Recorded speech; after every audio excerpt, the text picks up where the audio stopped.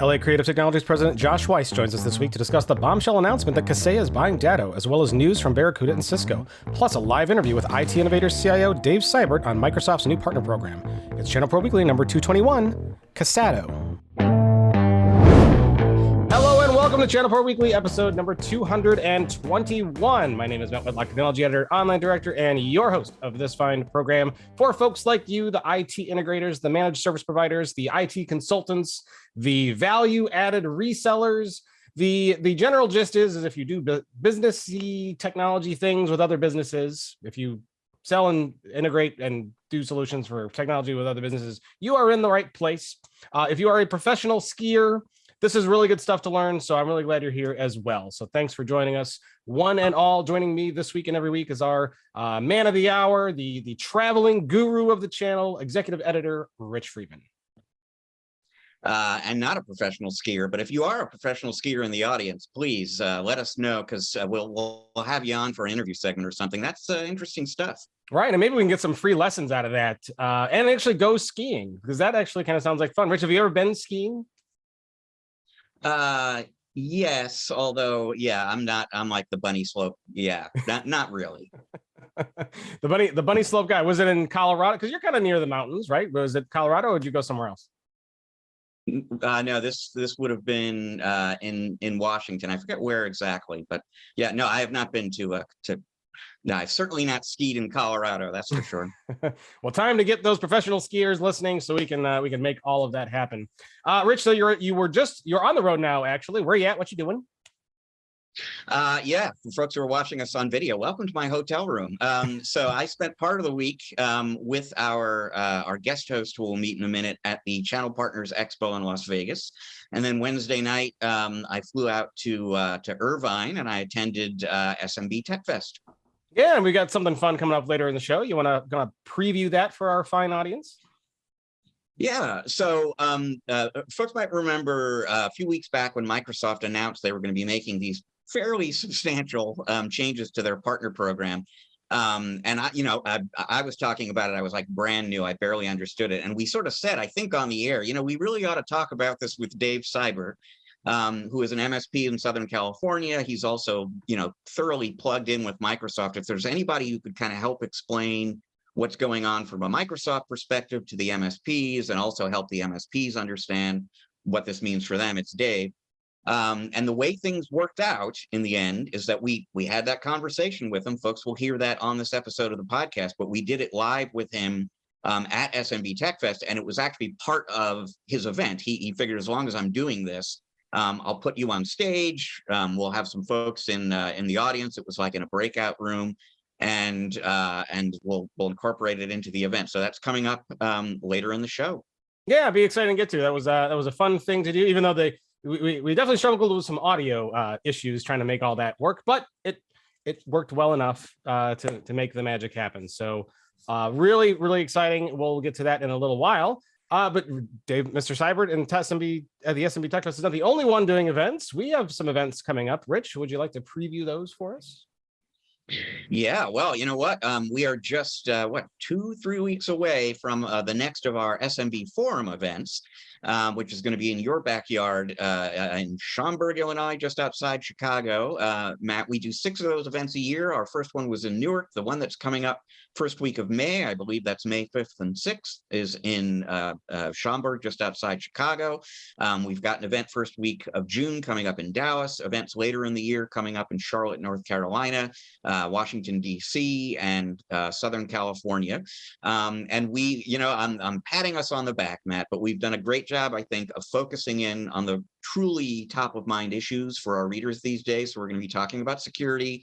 We're going to be talking about that crazy M&A landscape out there, and strategically how to position yourself to prosper in that environment. We're going to be talking about hiring and retaining employees, which is a nightmare out there right now. And our colleague Colleen Fry is going to be moderating conversations about delivering solutions based on Microsoft Azure, which we know is something that that a lot of partners aspire to do, but aren't necessarily doing yet. So tons of really great content, and you can find out more about the event. You can register. We would love to see you at any or all of these shows. Please visit events.channelpronetwork.com and sign up now. We want to see you. Yeah, and I'll put a graphic up on the screen for folks who are going to be interested in going to the Chicago event. It's if you're anywhere in the Chicagoland area, make it a priority to go. You're going to get a lot out of it, and it's awesome stuff. Go to channelproforum.com/Chicago if you're listening. If you're viewing on YouTube, hello, hit the like button, leave a good rating, all that kind of stuff. But scan that QR code, and it'll take you right to the registration. Use promo code CPVIP. That will get you in the door for free, but it may be free for you to get in, but you are going to get a lot of value out of it, guaranteed. So make sure that you come and join us. It's going to be a lot of fun. And Rich did exaggerate a little bit. It is not literally in my backyard, although we could maybe look at that for 2 years out. And it's not a huge backyard, but I think we could get a screen set up, and we could have some people like mow the grass for me while we're doing the sessions. What do you think? No, I think that's great. And then during the lunch break, we can go visit the goats. Yes. Oh, yeah. We'll be the first tech event with a petting zoo. That would be fun. Plans are in the works, folks. You're not going to want to miss it going forward. But I'm also excited to tell you that we are not alone here today. We have an awesome returning guest host lined up to join us. He is an IT expert and business leader with specialties in cybersecurity, creative industries, digital transformation, and automation.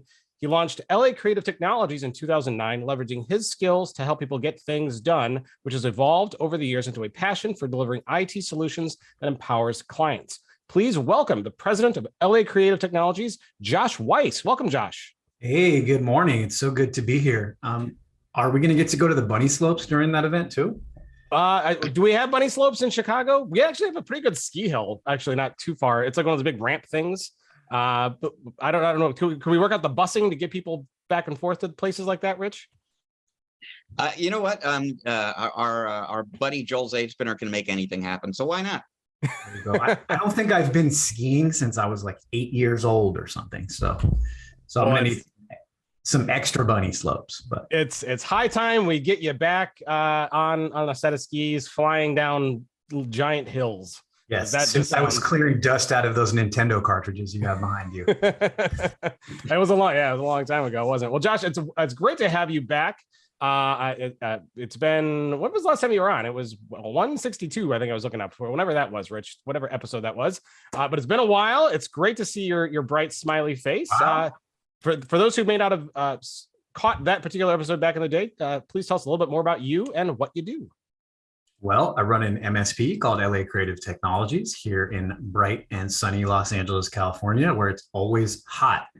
Our focus is on architects and creative nonprofits, cultural nonprofits. So we have a pretty specific niche in this industry. And I'm also a DJ and an event producer, though COVID has put a bit of a pin in that. For me personally, but I've been doing that for about 2 decades as well. So everything that I do in the tech space is very much influenced by that background in creative worlds. And most of my favorite clients come out of those worlds as well. So for anyone out there who is just starting out, don't try to do what everybody else is doing, but focus on whatever you already do and just build your network out of there, rather than trying to find every doctor, lawyer, and accountant in the world. Because people are already looking for them. Yes. That's what we do. So your background in kind of DJing kind of led you towards servicing creative clients is kind of what you're saying. I mean, it's really interesting how that worked out. I mean, sort of a combination of coincidence. The architecture niche just came because my very first referral ever, which had really nothing to do with anything, was an architect. But I think I was able to build into the architecture vertical because architects really are artists more than they are professional services, company, even though they certainly fit into the professional services world. They are much more artists than your traditional pro services. And pretty much our entire nonprofit practice came out of my sort of DJ event world in Los Angeles. I have a number of clients who actually produce concerts and where I've actually performed at their events in addition to taking care of their tech backend. And other than that, it's a lot of people that work in nonprofits that we've met, over the years, just from being at the same events. And it's really interesting to, like, I was just sat down the other day and was looking at where each one of those things came from. And it's really kind of mind blowing. Just, people I would just see week after week after week after week. And next thing you know, here we are sort of working for them and doing some pretty great, highly visible nonprofit work in LA. Is working with those types of clients different than, say, working with the doctors, lawyers, accountants, or do they all kind of still view technology needs as the same and you kind of service them the same? Well, I have to say I've never even worked with a doctor or an accountant. We have one very, very small lawyer client, but, really, we don't really work in those verticals. But the thing I can say is that focusing on a specialty or a niche, which almost, I would say for me personally, I would say a decade ago, I almost thought it was a disadvantage that I came out of those creative worlds and something to hide. And I think what I've learned over the years is to really sort of like wear that on my sleeve and to be able to use it as an advantage. But I'll say something funny. One of our nonprofit clients, they throw concerts in Los Angeles sort of all summer long. There's a nice culture here in LA, as I'm sure there is in Chicago and other places, obviously in New York and all over the country, but we have a great culture of these free outdoor concerts that happen, which are all produced by a nonprofit organization.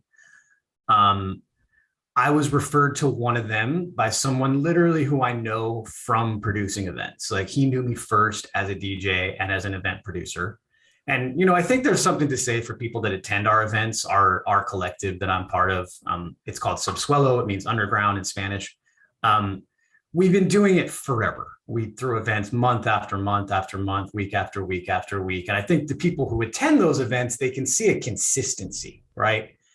But he referred me as the founder of LA Creative to this nonprofit. And they literally said in the staff meeting, definitely no DJs, not doing it, not talking to him. He said, I think you should give him a chance. And we've been working with them for over 2 years now. But, I think that really speaks to the fact that if you look at something as a disadvantage, I wouldn't have been able to go in there and sort of address their concerns. I would have been embarrassed, right? It's the same thing, like we use an outsourced help desk. And when I'm walking into a sales meeting, if I walk in really embarrassed to talk about, I'm really sorry, but like we do this, people are going to say, wow, I don't want to deal with that. If I just say, hey, we work with these great guys in Iowa, they're great, they pick up the phone in 30 seconds, they're going to help you, no one even stops to ask another question about it. And so I see that same thing in these niches, that you have to be able to speak to these industries as if knowing them well is an advantage, and it isn't like a disadvantage that the connection comes out of like a party world or a sort of being out late world, right? So they're different in that they come from worlds. Whereas like, if you were a doctor or a lawyer, you might say, hey, like, oh, all my friends went to law school, or, so they're different in that what you can use to build authority in those industries is going to be very, very different, and perhaps more connected to something that other industries would just view as sort of a disadvantage. I'll say one more thing. I think it was like the first MSP contract I signed. I didn't know what the hell I was doing. I walked in this like ill-fitting suit to sit at a deal table with someone, and I had just been referred, and they were firing their current sort of IT guy, so to speak. Definitely wasn't an MSP. He had like an Exchange server in a closet that had failed, and their email had been down for 3 days, and they were freaking out. And they were like, look, we're hiring this new company. He Googles us and he finds me saying something about DJing. And he's like, look, this guy's like a DJ, don't hire him. He didn't even know that she was on the board of one of LA's nonprofit radio stations. And she was like, I don't care. So I don't know if that helps answer the question, right? But like you got to find the people where whatever your unique culture is your strength, not your weakness. That's and I would think that it's been a huge advantage for you. I mean, there are people listening right now who serve, say, a lot of lawyers, who through the years have sort of learned the lingo and learned the issues that that lawyers deal. Like, you came to these clients from their world. You didn't have to learn what words they use and things they care about. You already knew that, and the credibility that must have brought, you know, to the conference room was incredible. Yeah, it's really amazing, actually. And I mean, especially like, wow, I've performed on your stage. I mean, now you're just getting into like a very strange world. But yeah, it's really great. And I mean, just, you know, to reiterate one more time to anyone listening, especially if you're just getting started out, is like, look for your strengths and look for the strengths that you may be classifying as a weakness. Interesting. So you're getting out now and you're getting to more events. You know, I'm sure the culture in LA is a little different there than it is maybe across the country, but how are things opening up in LA? What's the feeling like? Are you said you're DJing and other things that you do have kind of taken a back seat in the COVID world. Are those starting to emerge again? What's it like out there? I mean, what's funny is, I mean, it took a backseat for me during COVID. I had some personal stuff going on and COVID was going on, and I have emerged less into that particular world. But I mean, our collective is going full speed ahead. They're about to start doing weekly events all summer long. We have our largest event budget wise ever by 10x coming up, which is a pretty big, you know, that's a pretty big multiple. So yeah, I mean, me personally, it's less happening, but I mean, it's completely here in terms of those events. But I would say in terms of business and masks coming off and sort of like most of my business network has yet to have an in-person sort of powwow since COVID, or we've had like a little event at a bar, but like, I don't know, the things happening in LA, like I'm a founder of a technology committee for the Architect Institute of America here in LA. We had yet to get off Zoom for those meetings. So LA is definitely open. I mean, it's funny, right? I just got back from Vegas yesterday and I didn't see a mask practically in attendance. And so, I mean, California was very, very different than a lot of the rest of the country. So it's, you know, it's opening up slowly, but I will say the amount of tickets coming in for, we're heading back to the office. We haven't been here in 2 years. XYZ isn't working. What do we do? Those are ramping up pretty crazy. They're certainly starting to force everyone back to the office on some, you know, calling it hybrid, but it's 4 days in, 1 day's out kind of thing. So, you know, it's certainly sort of changed enough here that, you know, people aren't allowed to stay home anymore like they used to. So, but, you know, but I missed the in-person networking events. I mean, it was really great being in Vegas and speaking this week and just sort of having that comfort. And I think that there's really like this like feeling of healing from trauma, just being around people without paper over my face. It's nice to see smiles again. Go ahead, Rich. Well, I was just going to, you know, echo what he's saying and illustrate it a little bit. So I went to the Channel Partners Conference in November last year, and there were about 5,000 people there, which was a big crowd for 2021. The official number of attendees for the show this time out was, I believe, 7,300. And that really kind of tells you where we're at. So there is this appetite out there to get out in front of, you know, and be among people again.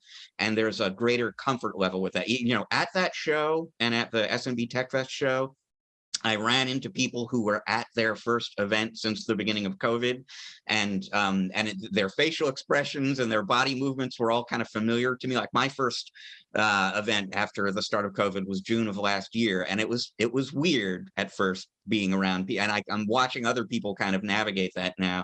But I think we're really kind of getting to a point where most people have emerged or begun to emerge.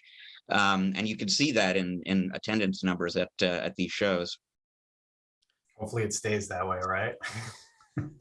Cross your fingers, right?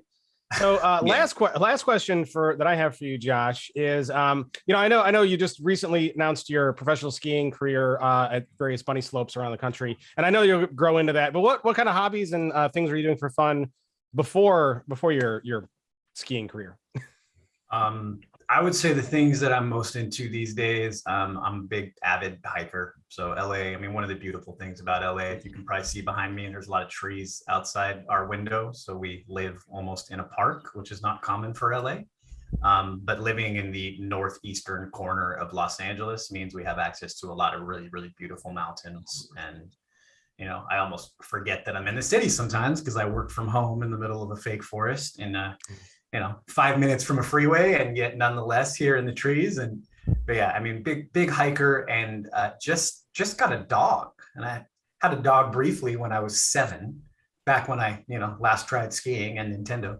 But got a dog, and so it's almost like having a baby, since I've never had one of those either. And that's been really fun, just getting to know sort of what it's like.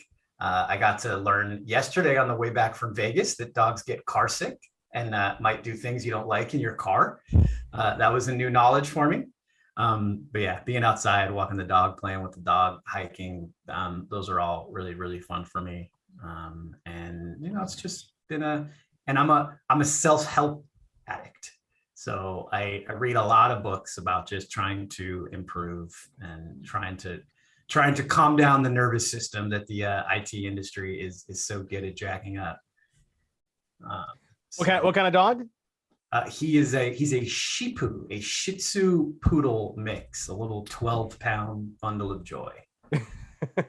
One of those yippy things, or is it pretty quiet? Yip. He is silent. Oh, that's good. Otherwise, I don't know if he would have lasted. The guy never barks unless he gets scared, and then he starts screaming. But he's really cute.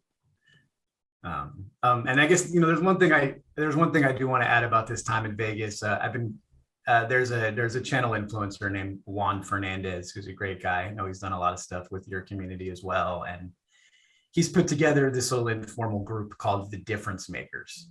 And so I've been helping Juan get that off the ground, and we've been doing some meeting, and we've been doing some speaking. We got together and spoke on stage at Channel Partners, and so kind of in the MSP community, that's been something fun that I've been working on lately as well. Looking forward to seeing where that goes. Yeah, and if anybody wants to check out Juan Fernandez, you can go back and check out episode 160 of ChannelPro Weekly, where he was our guest host. Nice work. And I've got even better news. He's coming back on the show in about a month to do an interview segment with us. He's got a whole new venture going, and he's going to talk to us about that. He's coming back. But at the Channel Partners show, I was in the audience for a panel that Juan moderated and that Josh was on. And by the way, Matt, the stage was filled with ChannelPro Weekly veterans. Josh was there, Paco Lebron was there, Nancy Sabino was there, Juan was moderating. I know all these people.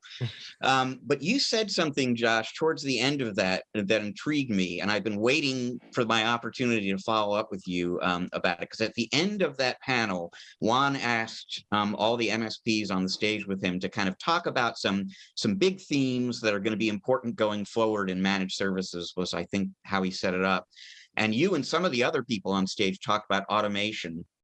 But you said in particular that there were some tools out there that you've seen that looked really interesting, really powerful. Couldn't tell if you were using them or just sort of kicking the tires, but I immediately thought, well, what are those tools? What do they do? And, so tell me a little bit about what you had in mind. Of course. No, I mean, we definitely are using them. And I mean, I think it's interesting. I know we're going to probably be talking about some other things later in this show about big and bloated, et cetera. There's two tools in particular that I've been really loving and really getting.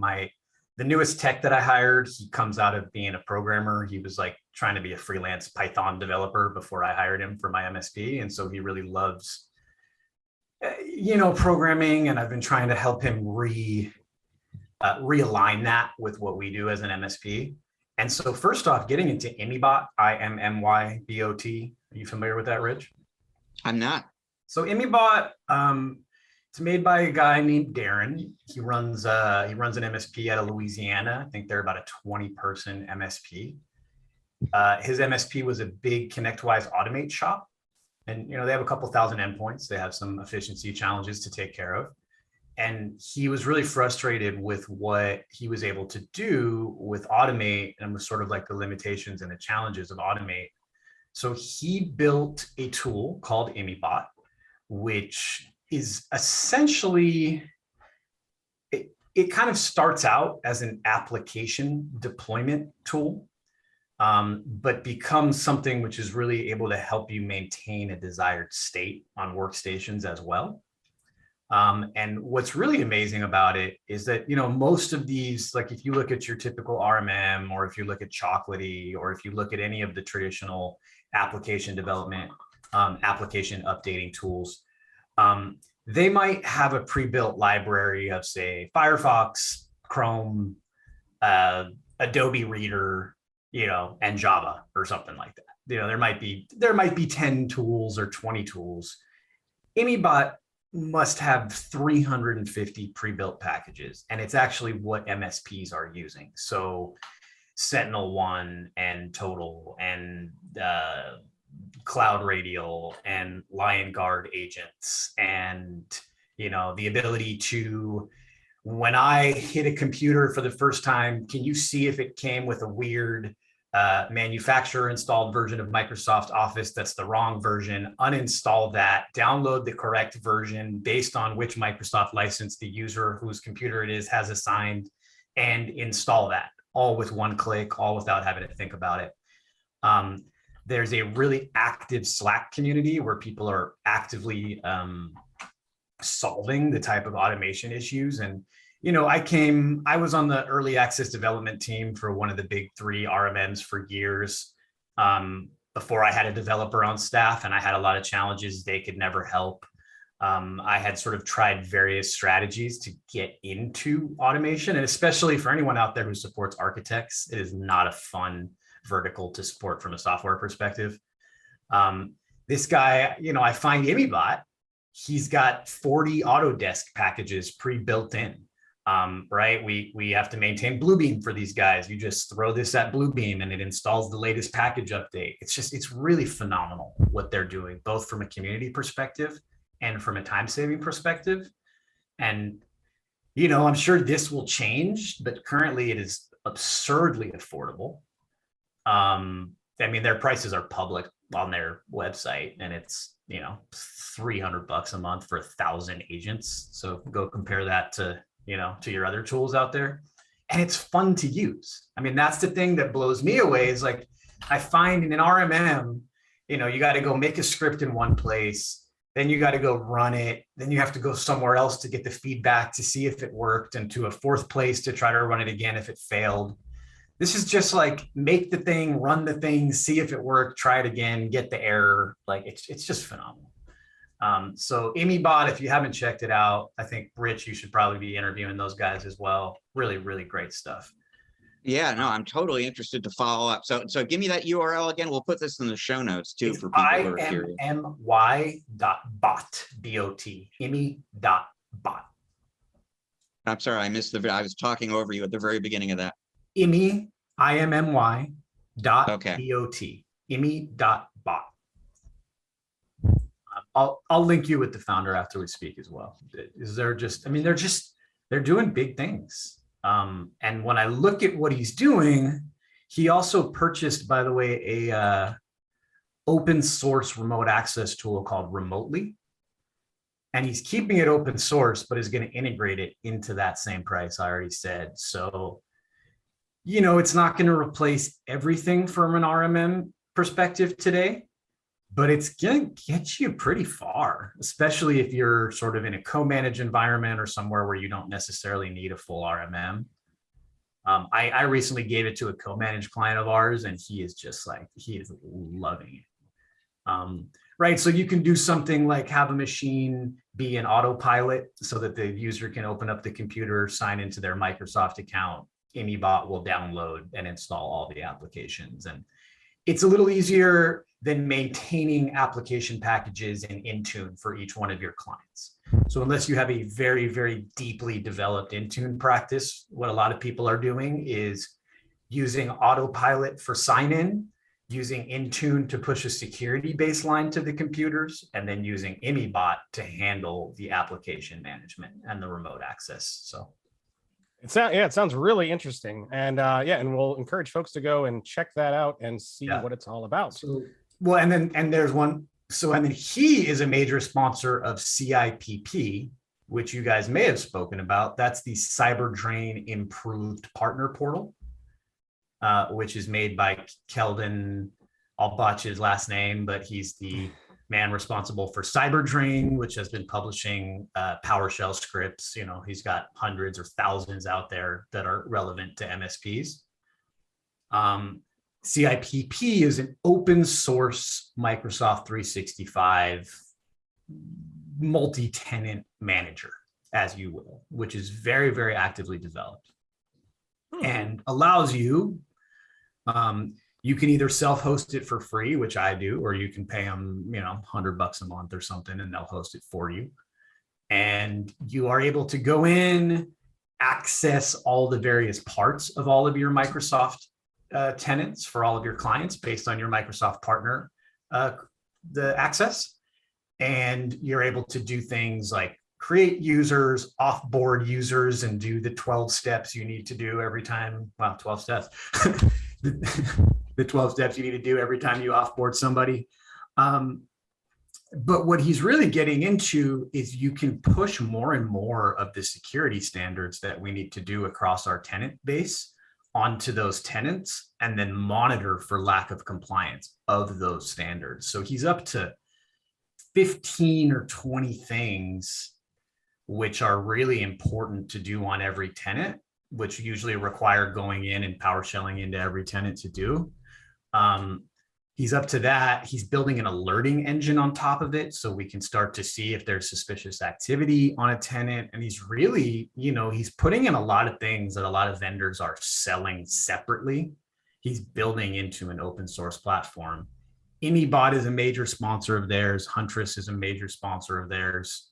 You know, Ray over at OIT VoIP is a major sponsor of theirs. And so, I mean, they're doing some big stuff. Ninja One is like a huge top line sponsor. It's going to be interesting to see. I have a feeling he will keep it open source, but we'll start to see this code popping up in some of the more forward thinking RMMs. And, you know, I mean, we've got PAX 8 is selling PAX 8 Pro for $250 a month, which does a lot less than this does for free. Well, it's good to see so much advancement happening in the automation front and trying to make a lot of the day-to-day things like that a lot simpler, because it is a lot to manage. And there's, like, as we all know, there's still no single pane of glass for anything. So it's a lot of work. I just like to see, I like the way these tools develop. I mean, we get so used to these sort of like major players. I mean, I was thinking the other day, I started using ConnectWise in like 2014, and like there essentially hasn't been a new feature since then in ConnectWise Manage. You know, we're seeing that with IT Glue. We're seeing that with a lot of these vendors. They essentially sort of hit stasis, and then all they really care about is cross sell. And, you know, so it's really amazing to get to work with a generation of vendors that is moving fast. Yeah, well, that's it. And that's what makes the other ones start to finally get out of stasis and move forward too, or just buy them, which is probably a good spot to transition to our news segment. Which we've got a few I don't know, minor stories to talk about. So, you know, a couple of headlines. We'll just get a couple of them out of the way. LA MSP tries Bunny Hill for the first time since childhood. I think that one is a pretty self-explanatory headline. Another minor headline coming up here, Rich, that you might want to say a couple things about. Kaseya is buying Datto for $6.2 billion. Anything you want to say about that, or should we just move on? Yeah, you know, let's dwell on this a little bit. What do you say, Matt? And I'll you know, this was an earthquake, folks, right? I mean, I was on my way to the airport to go to the ChannelPro's or Channel Partners show, excuse me, and it was like 6:30 in the morning in Seattle when I suddenly found out about this, and you know, I've been kind of dealing with it all week long. So we are having this conversation. I don't know when folks are listening or watching, but we're having this conversation on the morning of April 15th.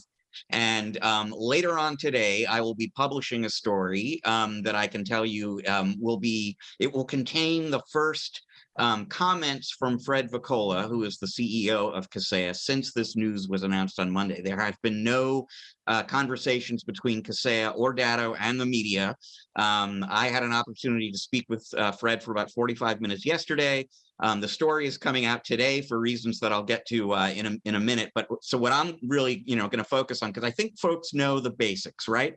Kaseya is buying Datto, $6.2 billion, like you said.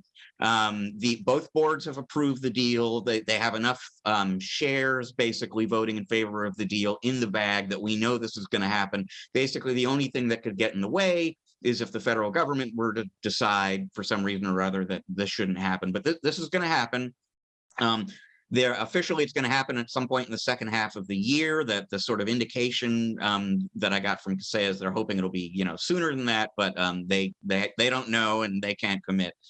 And I will preface everything I'm about to say. I'm going to kind of run through some of the things that I asked Fred, which were issues that came up in conversations I had with MSPs at the Channel Partners show. Everyone is trying very hard to digest this news right now. But I'm going to preface everything that comes up by pointing out that Datto is a publicly traded company. And that means there are all sorts of federal laws and SEC regulations, and there's always, I suppose, the lingering possibility of a shareholder loss. I mean, this gets legally complicated. And so what Kaseya prefaced this interview with when they were talking to me is there are certain things that we cannot say, we cannot talk about. And in particular, they have to be really, really cautious about saying anything that makes it sound like Kaseya already controls what Datto does. Datto is already part of Kaseya. So there are a lot of things I'm going to talk about here that are not very specific to Datto, but were given to me to sort of suggest what we can expect. Okay, so first of all, people hear Kaseya is buying Datto, and they think immediately about the things that they like most about Datto. And in addition to the products, we'll get to that in a moment. Everyone really, the many Datto fans out there, they like the culture, they love the support, they love the community. That's a big part of what they like about being a Datto partner. And Fred, made a point of emphasizing, we will do nothing to interfere with or tamper with that. And I'll put this out there as well. I'm going to be representing for you what Kaseya says and believes about this transaction. I understand as I say it, because I'm hanging out in Reddit too, people. I know what all of you are saying in Reddit about this deal. I get all of that. But I want you to understand what they say so that you can evaluate it for yourself. And I will say this too, I have covered a lot of Kaseya transactions in the past, and every time they do one, Fred says the same thing to me. And this is based on a personal experience of his. He built a company, he sold it to a much larger company. He took his money and left. And then from the sidelines, he watched them screw up this company that he had built because they thought they knew how to run it better than he had run it. And they messed up the formula that made it successful.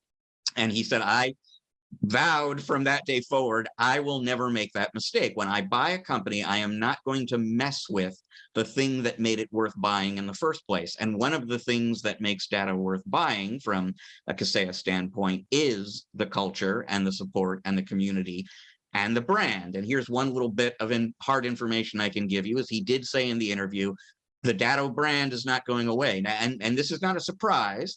Again, if you look at the companies Kaseya has bought in the past, Rapid Fire Tools, IT Glue, ID Agent, those all continue to operate as independent business units of Kaseya. They are owned by Kaseya. They're not independent companies, but they continue to have an independent identity and their own website, et cetera. And this is what's going to be, what you can expect to be happening with respect to Datto. So Fred says, we will do nothing to tamper with, to mess around with the culture and the support and so on that you love about Datto. In terms of the products, none of the products are going away, basically. So, I mean, the first thing you think when you hear Kaseya is buying Datto is they're going to have 2 RMMs and 2 PSAs and 2 BDR families. And why does that make sense? Why are you going to do that? And basically what Fred said is, from our perspective, this is more choice. And in fact, at one point in the conversation, he said, some people like the button on the left side of the screen and some people like it on the right-hand side of the screen. We can now present to an MSP a menu of RMM choices and PSA choices, and they can pick which one is best suited to their business and the way they run things. And we win either way, basically. We're giving people more choice, and that ultimately is a good thing for Kaseya, and it's also a good thing for the MSPs for from his perspective. But he emphasized that, again, don't focus primarily, because again, he can't pretend he's running Datto. So what he kept doing when a question like that came up is say, look at what I've done with these other companies before, and you're not going to find me shutting products down. And that's how I approach. So expectation for Datto, you will have choices. You're not going to lose anything that you're using today. In no particular order. There were people who were concerned because Kaseya sells direct, and Datto never has. Fred's take on that basically was, look, Kaseya does sell direct, but we don't sell direct to who you sell direct. If you are an MSP, we're not selling to the companies we're selling to much bigger companies with corporate IT departments. Now, these days, obviously, we're all familiar with co-managed IT. So more and more often, MSPs are actually dealing with corporate IT departments. And there are rules and programs in place at Kaseya to kind of protect MSPs from the competition that might produce. So basically, they have a deal there or a program at Kaseya that says, if you, an MSP, are trying to sell our software to a customer and they have an IT department and the IT department decides to buy it directly from us instead, we will take our profit on that deal and give it to you, the MSP, assuming you're, a Kaseya partner. We will make it right, basically. And apparently Kaseya does approximately 175,000 deals of one kind or another a year. Approximately 500 times a year, they have to invoke this policy and compensate an MSP for that direct conflict, if you will. So again, the point was looking at how we've conducted business in the past, how we'll conduct it going forward. He wasn't saying that we will sell Datto products directly. Want to emphasize that he couldn't, but he was kind of saying, if we do, we will make sure this isn't a problem for you as an MSP. Gosh, what else? So I have spoken to a number of different partners, some of whom use Kaseya products and use Datto products today. And part of why they do that is because they want to have a diversified vendor base. They don't want to have all their eggs in one basket. And what made some people uncomfortable about this deal, again, especially the people who are using products from both companies, is, okay, now it's going to be one vendor and I have more dependence on this one relationship, and this makes me uncomfortable. And I've spoken to a lot of people who are thinking about maybe changing their PSA or their RMM or so that they diversify, again, re-diversify the vendor base and have less risk. And I have also spoken with some Kaseya and Datto competitors in the last few days, and I have another article about this coming later today, and their lead volume is exploding right now because MSPs are kind of kicking the tires, checking in about potentially trying out these other products. And what Fred said basically is, look, from a Kaseya point of view, we believe fewer vendor relationships, easier vendor management, getting more of what you use from one vendor is a good thing for you. And the more tightly integrated those products are, this is a good thing for you. Not everybody is going to agree. Like, they're going to try to persuade you to agree with them about that. And they will be unhappy, it'll be sad news for them if they fail to persuade you. But he said, look, if you really, disagree with us about the merits of buying lots of your stuff from one company, it's not as if we're going to be the only company in the market.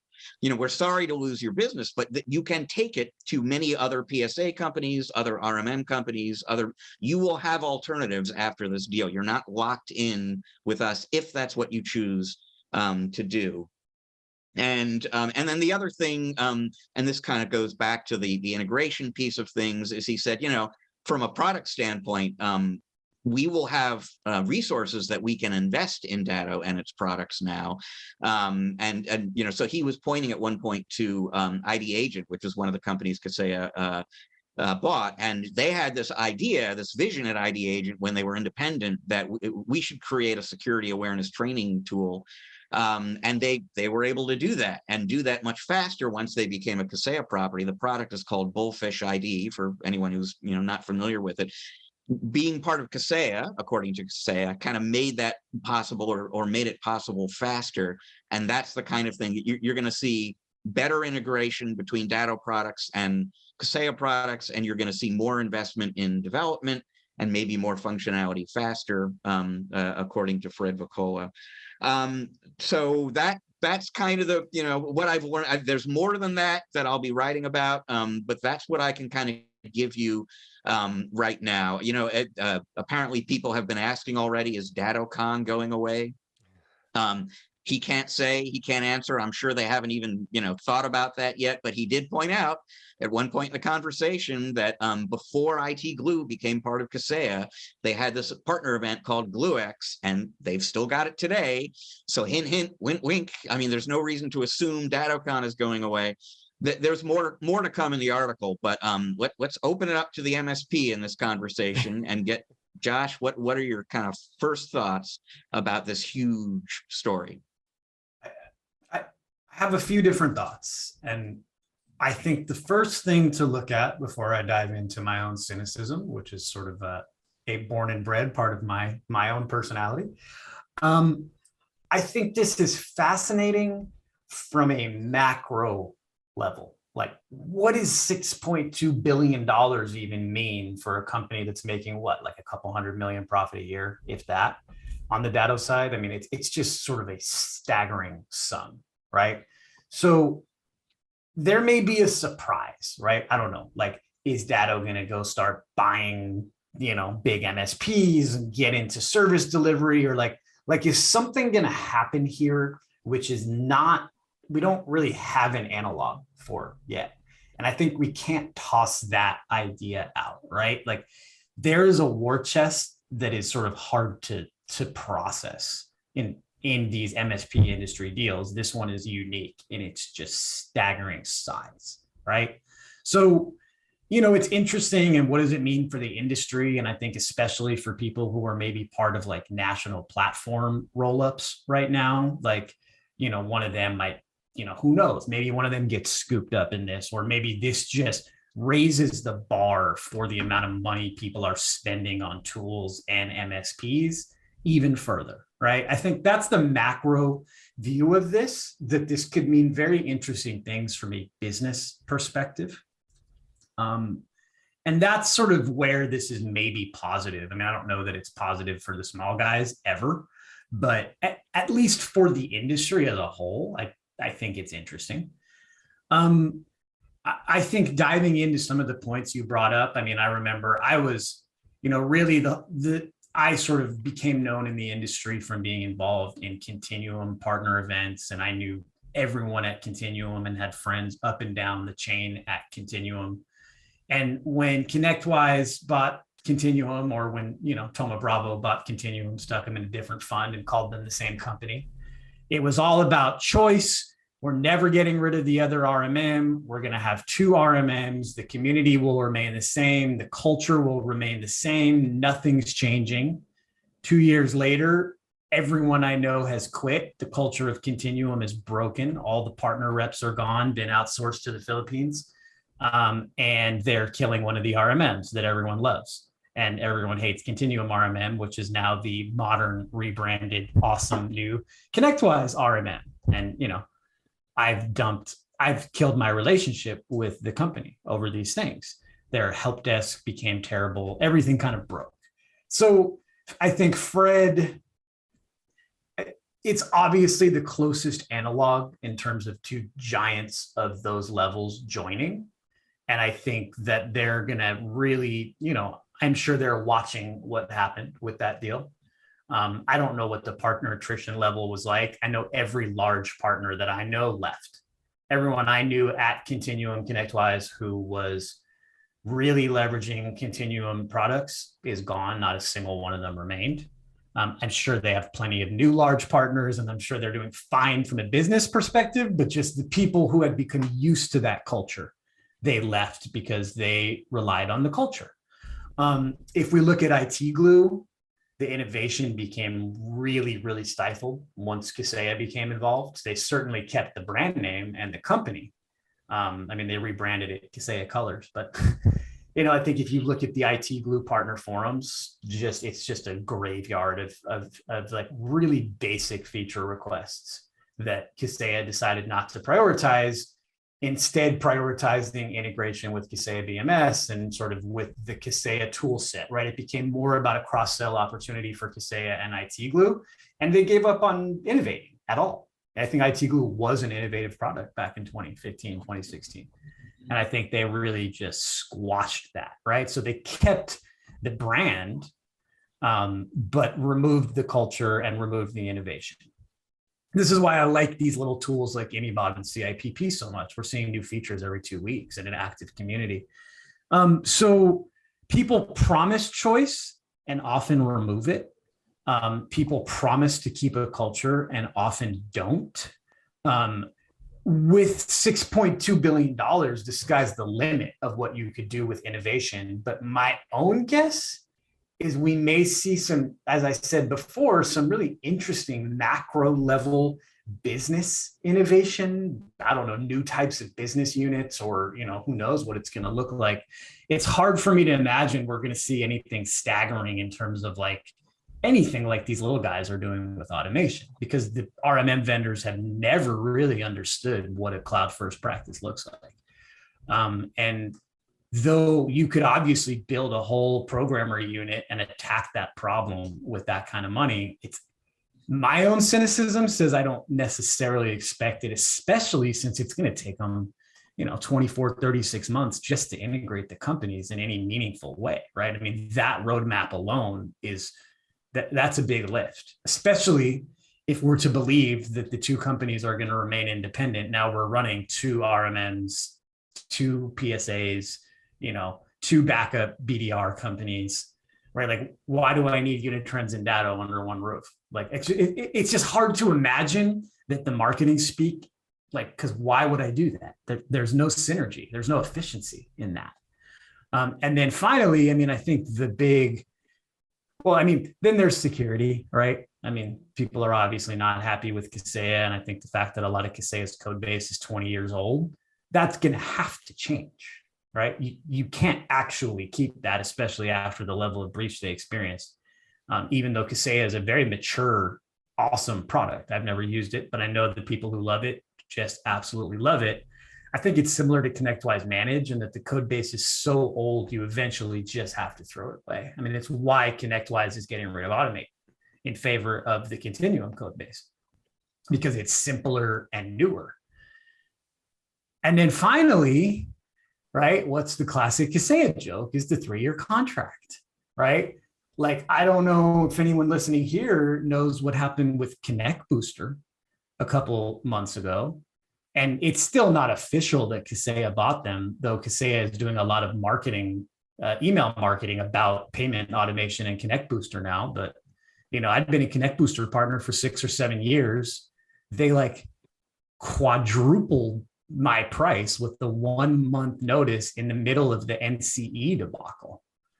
And there's no thank you for being a longtime partner. And then boom, now I'm like in the middle of moving to Wise Pay, because I'm not okay with that. And I don't know if they bought them. It is not official. I hate to spread rumors. It's just the rumor mill is churning. But a lot of people, I'm scared to be on IT Glue on my legacy month-to-month contract, that I'm going to get dumped into a 3-year contract here. So Kaseya has a reputation for pushing people towards a certain type of contract. And I think a lot of people in our industry are not happy about that, because tools change so fast. And so to be on a 3-year contract for a technology tool that hasn't really evolved like IT Glue, I would probably have to leave IT Glue. So, interesting stuff at a macro level. I can't look to the industry. Like, if ConnectWise had done amazing things with Continuum since the purchase, I think I'd have maybe more confidence here. But that was a complete churn of my business. I have had to replace an entire tool set and team, because I outsourced my help desk, and I had to leave Continuum because they went from 45-second hold times to 20, 30-minute hold times and didn't even tell their partners. And we had to wait for our clients to tell us, and then they apologized. We're so sorry. And, I mean, what's the last thing I can say? I mean, last week, 2 weeks ago, IT Glue was down like 4 times in 1 week during production hours. And they told us that their maintenance window is from 3 to 7 p.m. Pacific. And we were like, how did you come up with that maintenance window? You're in PST. And I think partners are just like, they don't even provide an automated backup that is complete. We have to do these sort of manual processes, and they have a 5-year-old feature request with hundreds or thousands of votes on it to allow this automated backup. And, I remember talking to Chris Day back when it was Chris's company. Oh, we never go down. Don't worry about it. You don't need a backup. And they go down constantly. So these are all the things to me that I don't think we can look and see that it's working right. And I think what they do with that money is going to be very telling, right? If they say, you know what, we've decided it's time to become true innovators. We're going to flip the script. We're going to turn this thing on its head. I think they can impress the hell out of a lot of people. But I don't think that history says it's going to happen, but I think with that kind of war chest, we do have an opportunity to see something new.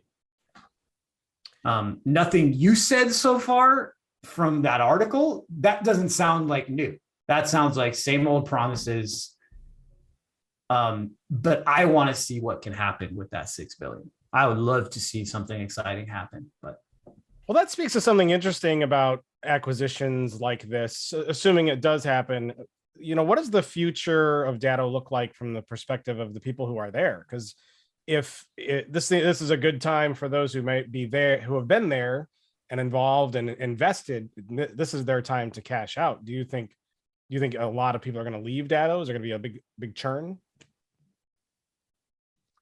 Is that to me? Josh, that was like a really, really great encapsulation of what I'm hearing from a lot of MSPs and seeing on Reddit and et cetera, et cetera. And that, the continuity, we're not going to mess with what you like story from Kaseya does have that one hole in it. And in their defense, they can't control this. If somebody decides to leave after the acquisition, they can't make them stay. And there certainly have been plenty of instances in these prior acquisitions at Kaseya where people who were instrumental in building the company decided to move on and do something else. So yeah, I assume there will be plenty of that at Datto after this. They haven't made any decisions about who's invited to stay and so on. But it's just a given, I think, that and not even because they hate the idea of working for Kaseya, they just take their money, try something new, or retire, or who knows. There will be people turnover, and that has implications in terms of how well the company is run and how well it innovates and develops, and also in terms, like you were saying, Josh, in terms of the relationships that you have inside the company. If the people you have great relationships with aren't there anymore, it changes the nature of your relationship with the company.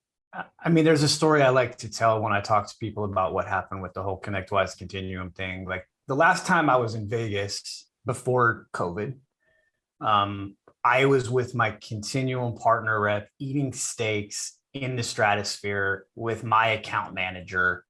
Like, amazing, right? During COVID, my account manager became a distribution list with the 2 to 3 day response time from the Philippines. I mean, you can't do that and expect people to not be mad, right? So it's not even, it's one thing, hey, I used to work with Rich and now I work with Matt. It's something else I no longer am provided with a relationship. Like the financials of this company now dictate 2 to 3 day response times and moving from the US to the Philippines. There's people change and there is just complete and utter culture change. Yeah. So that leads me to ask one very important question, Josh. Have you ever chosen a particular tool or RMM or any important tool of your business based on the location of a button on the screen. Sorry. No. I think no is the answer. All right, next question. If Datto and Kaseo were to combine into one brand, would it be Kaseya? Would it be Datto? Or would it be Casatto? Datto. You think so? No, I think it will be Kaseya, but I think it should be Datto. Rich, what do you think? You know, it's actually kind of an interesting question, because, and you have to kind of think back to the giant, ransomware, the breach of VSA, Kaseya's RMM system last summer, which put Kaseya's name all over the media. People who have never heard of Kaseya or RMM software, just because they read the Wall Street Journal and watch CNN, they were hearing about this. And there are cyber insurers out there right now, right or wrong, fair or unfair. There are cyber insurers who will not write you a policy if there's Kaseya software on your network. And so you do kind of wonder, I mean, this was one of those things that was sort of, ping-ponging around in my skull a little bit is, you buy a company with a different brand and a very clean, respected, admired brand, how tempting would it be to drop the Kaseya name and call the whole company Datto? And does that even begin to kind of feel like a threat? I don't know. So if one of those two brands was to survive, I would almost think it would be Datto, but I like Casatto. I think they should consider that. Interesting. It's like snails on the beach, swapping out one shell for another, Oh, this shell's broken. Time to move into a new one. Yeah, I do like Casatto though. That could be a good one. So I don't want to drone on this story too long, but Josh, I mean, great insights. You're absolutely, I think, highlighting a lot of the things that people are thinking and talking about. And it's always good to approach things like this with a healthy amount of skepticism, and caution, because data is a very important part of a lot of MSPs businesses, and anything that messes with that poses to be a big challenge for a lot of people out there. So I don't think this is the last we're going to be talking about it. I think we're going to be seeing how it evolves and how things change, and discussing the ramifications of this potential deal, assuming it closes. Over the next probably year, or if not longer. I want to say one more thing too. Yeah. If you're one of the people, I mean, I feel fortunate not to heavily leverage either one of these companies outside of IT Glue, but also don't go run and jump ship. I mean, if you have business goals already in place for Q2, Q3, Q4, like, don't necessarily rip your business apart moving. I mean, nothing is going to happen for a while here. And I think, as skeptical as I personally am, and you probably are if you're listening too, I think it's important to not go spend 2 quarters trying to redo your entire practice because of this. Right. Yeah. And also things could be good, right? It could be a good thing. So sometimes a little bit of optimism, it goes a long way too. Rich? I was just going to say, because yesterday at the SMB TechFest show, I recorded the latest episode of the other podcast I do, which is called the ChannelPro 5-Minute Roundup. And my co-host, Eric Simpson, who is a managed services consultant, said exactly that. His big point was there's a right way and a wrong way to deal with FUD, fear, uncertainty, and there is a fair amount of legitimate FUD out there right now around this transaction. And the wrong way to deal with it is to kind of fly off the handle and totally rebuild your business and your vendor relationships right now. There's so much we don't know, and there's no reason for you to jump ship immediately. By all means, start thinking about and investigating your alternatives, but keep a cool head on this before you do something that turns out to be an expensive mistake. Yeah, 100% agreed. And with that, we go from acquisition to sale. For those who have been longtime listeners, back in December of 2017, in episode 63, we discussed how Thoma Bravo purchased Barracuda Networks, and we talked about some of the things that could happen with that. And now in 2022, 4 and was that 5? It's not even 5 years. 4 and some odd years later, Rich, you do the math for me. We are now discussing about the sale from Thoma Bravo to Rich. to KKR, which is an even more iconic, I suppose, name in private equity investing and on Wall Street. So KKR has purchased Barracuda Networks from Thoma Bravo, as you say. The Barracuda had been a publicly listed company, and then in 2017, Thoma Bravo bought them. So here we are. Yeah, it's like 4.5-ish years later, if I remember right, which is not an unusual time frame at all for a private equity firm to kind of close out its investment in a company. We're definitely seeing, I think, longer term investments in these acquisitions these days. But nothing that unusual about getting out after 4.5 years. You can't help but wonder. The other story out of Thoma Bravo this week was that they had acquired a security vendor called SailPoint, for something like $6.9 billion. And I don't know if it's the same fund within Thoma. It may have nothing. One thing may have nothing to do with the other. But I mean, you could imagine this might feel like a good time to cash out on what I'm guessing was a pretty good investment for them in Barracuda. From Barracuda's perspective, what they are saying essentially is KKR is more of a growth phase owner than Thoma Bravo. Thoma Bravo was for Barracuda a sort of transformation phase, the company that enabled them to rebuild and rescale or scale up their infrastructure. During the time that Thoma Bravo owned Barracuda, they created the Barracuda MSP business unit. Last year, they purchased Scout Cybersecurity to add managed detection and response to the company. So there's actually been a lot of activity and growth within Barracuda during the Thoma Bravo era. And that, from Barracuda's perspective, that's all kind of transformation phase activity. They're ready for breakout for growth phase. KKR allegedly is really good at that. And so that is a good thing for Barracuda, that they now are going to be affiliated with a company that can help them do that going forward. From a partner perspective, if you are a Barracuda partner, I spoke with the CEO of Barracuda this week, and he said, quote unquote, business as usual. You're not going to see anything different. There's certainly nothing in the plans to change anything about how the company works with partners or how it sells. So they are not 100% channel, but they have a partner first sales model that they have had for a while. That doesn't change. Partner program doesn't change. So, again, it sounds similar to the Kaseya story. This is going to be continuity and consistency.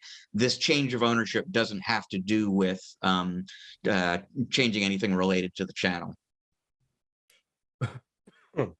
Josh, I send it over to you for any reaction. I think one private equity firm to another private equity firm might have some impact down the road, as depending on what the private equity firm wants to do with the business. Obviously, they're in it to make money.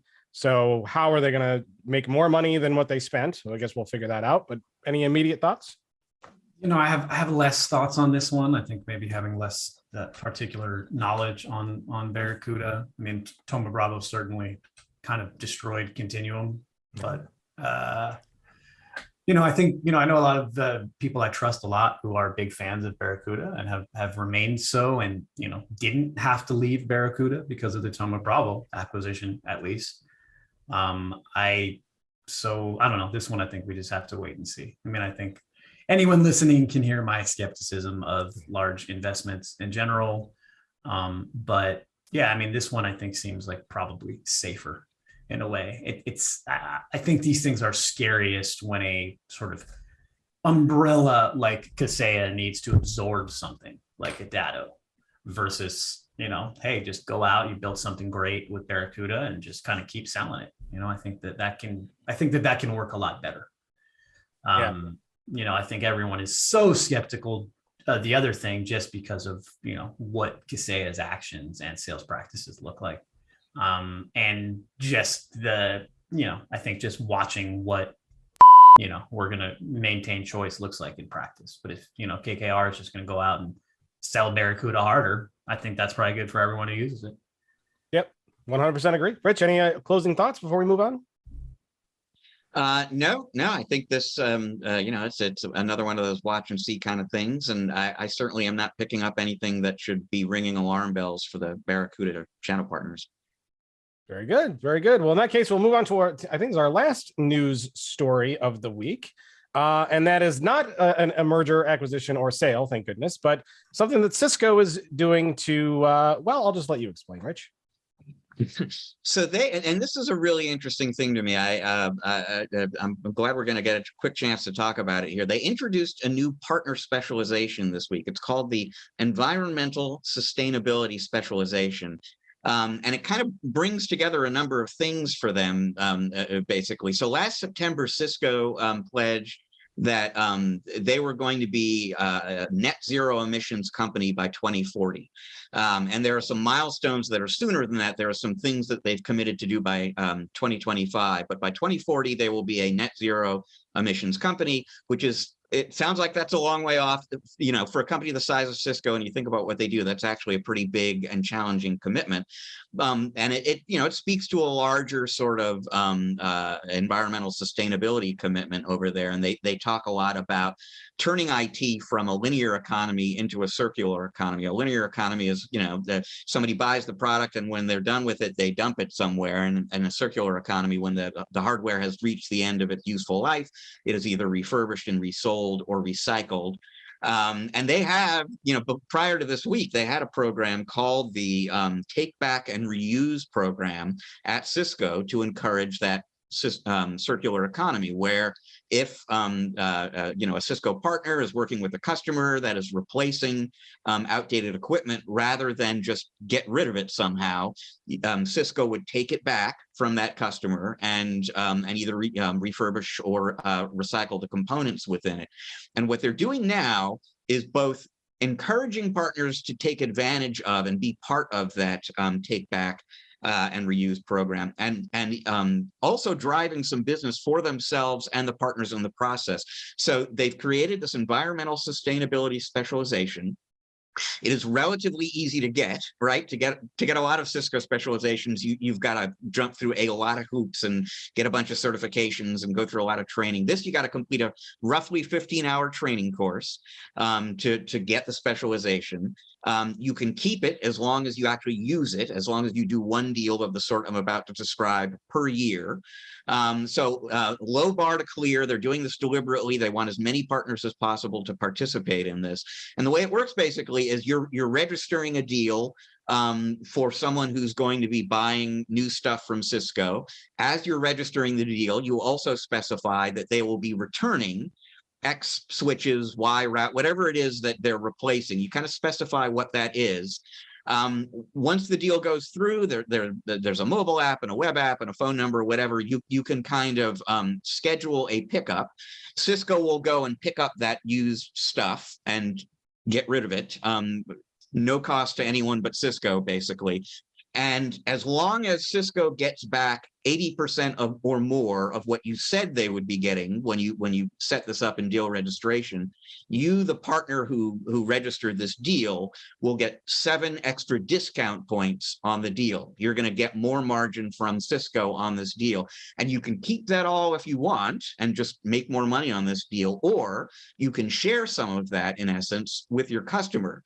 And then what you're doing basically is, yes, you're turning this deal into a more profitable deal for you. You're also making it easier for the customer to say yes to the deal because you're giving them more competitive pricing.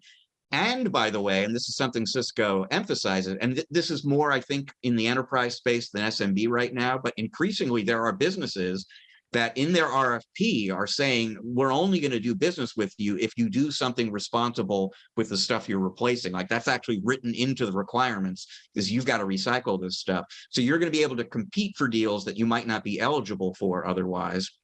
And in the process of helping Cisco, you know, meet its environmental pledge and do what's right for Mother Earth, and so on, you're going to make more money. You're going to make more deals. And boy, from the outside, it kind of looks pretty good. Josh, looks good. You know if this applies to Meraki also, Rich, from the article you wrote? I believe so. From what I can recall, there were no like particular product lines or whatever that this was limited to. Speaking of which, that was a purchase that worked out okay. I think Cisco purchasing Meraki. I think it's Credit great where it's due. Yeah, I mean, I think it's great if we can do something responsible and actually bring in some financial benefit as well. I know the channel struggles with greenness since there's so much planned obsolescence, shall we call it?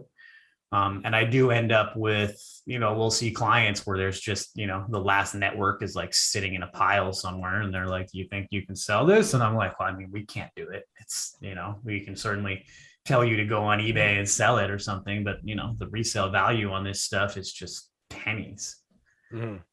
Once you hit, especially 3, 4, 5 years on it. So I think anyone doing something, even just to make it easier to get rid of stuff, I mean, right? I mean, add some social responsibility and some money on top of it is great, but just sort of like, I wish more companies could sort of help with that whole life cycle. And I find unless we're on sort of like a 3-year rotational lease, the companies really don't care about helping with this stuff.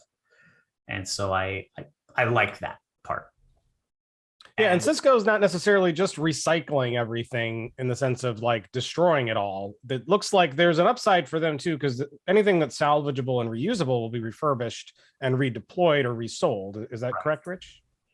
That is. So plan A on anything that they get back is to, wipe any data on their, replace anything that needs to be replaced, put new software on there, attach a new warranty on it, and resell it as a refurbished item. So yeah, there is that opportunity for them. And then if it turns out to be something that, cannot be salvaged, basically, that's when they break it up for parts and components and recycle it.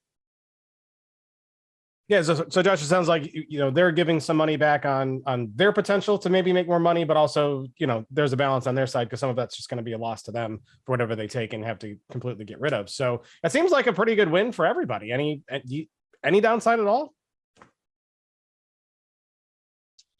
No, I don't see it either. Rich? Yeah, I haven't found it yet. So yeah, no, I'm not seeing that either. And it occurs to me. Well, I'll bet we wind up talking about this on the podcast later, but I just recently had a conversation with a very young startup kind of company called MSP Disposal. And that's pretty much all they do is help MSPs dispose of outdated equipment. So there's more of this kind of stuff out. And so I've got a piece coming up in a future issue of our monthly magazine about those guys. But it's just interesting. I happened to speak with them like a week or so before talking to Cisco about this new specialization. Cool. And we'll have to see if they hit their net zero gas emissions by 2040. Based on my estimates and math, we'll have to revisit this topic in episode 977, 18 years from now, to see if they have actually hit that goal. So make a note. If we're not under swap that in. Right. Let's start getting those interviews lined up today. And that way we can address that down the road. Oh, very cool. Great stuff. A lot of good stories, a lot of great insights from Josh. I really appreciate that. Josh will be with us on the other side of our interview, but now we're going to switch gears and play that interview that we did with Mr. Dave Seibert at the SMB TechFest event that was yesterday. And so this was already kind of done beforehand, but we're going to switch that now and check it out. Good stuff. And Josh will be back with us on the other side. Stick around. We'll be right back.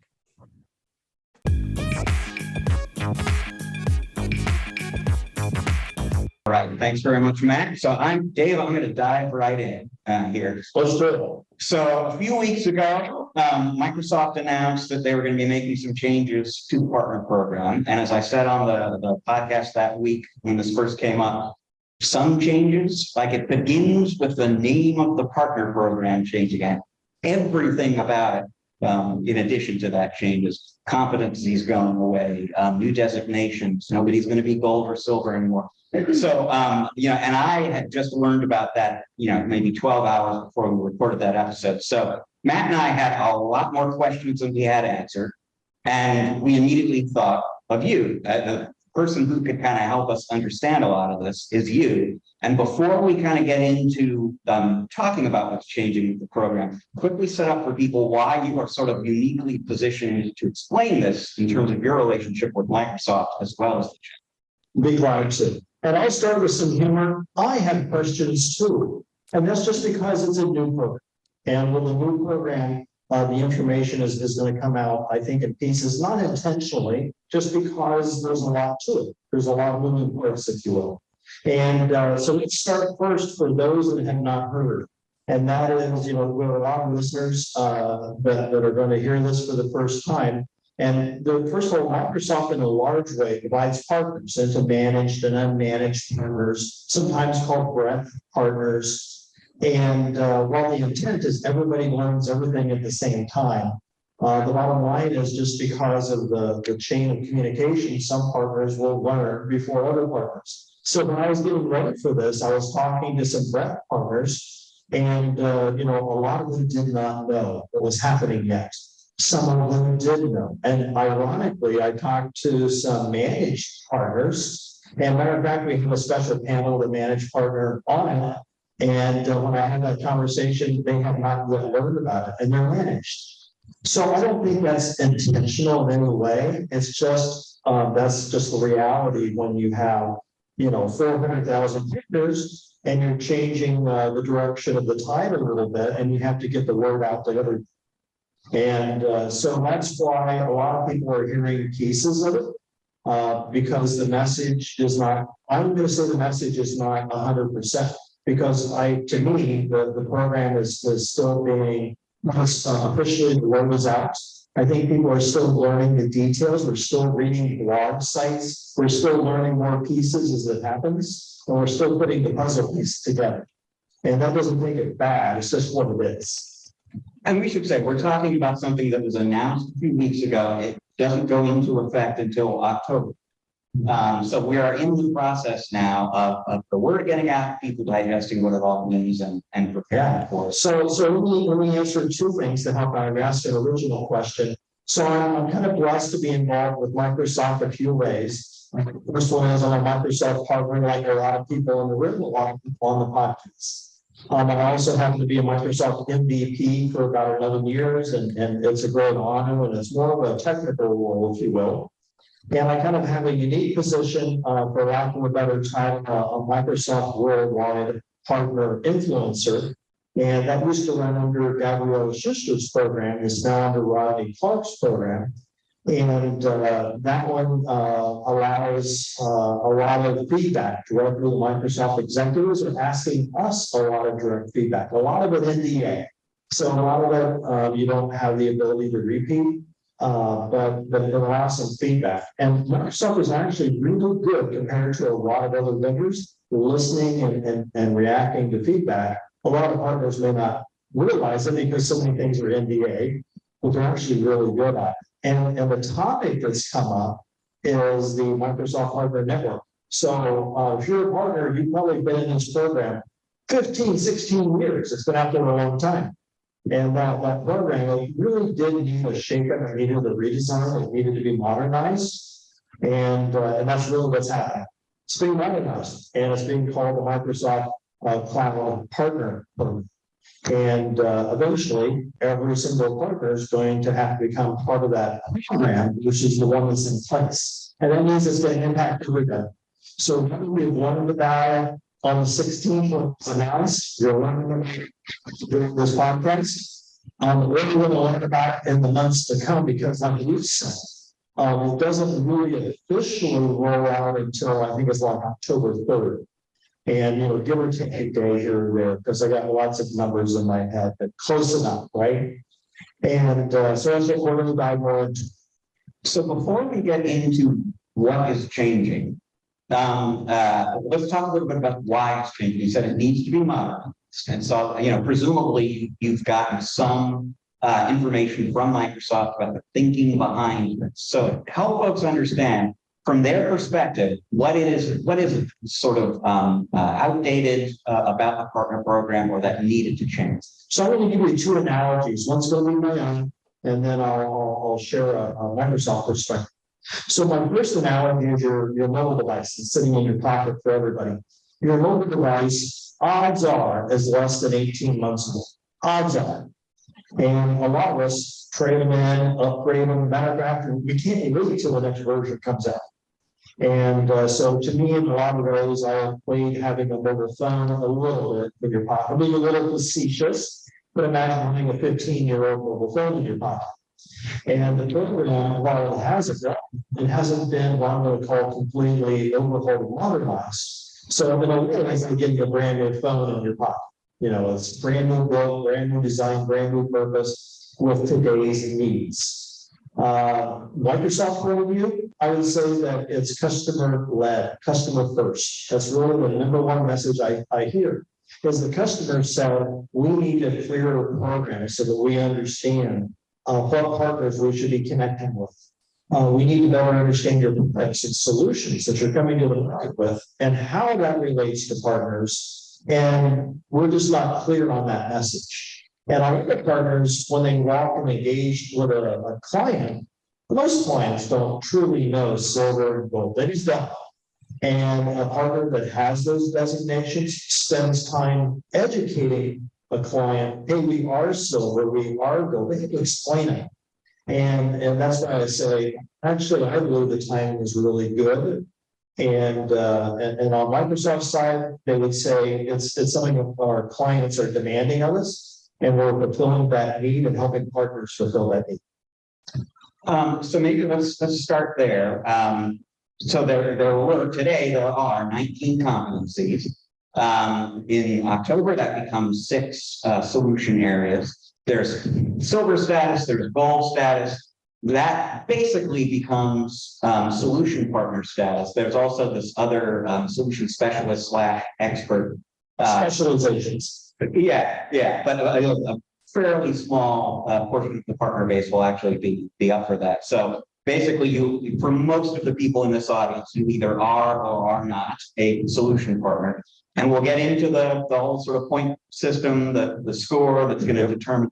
But I mean, what are the implications for today's partners in terms of competencies going away, solution areas replacing them, silver, gold going away, et cetera? Right. You know, the first thing I would say is that, you know, every vendor makes mistakes and Microsoft is no exception. So I'm going to make a statement that 3 years ago, there was an announcement about end user rights and Microsoft licensing.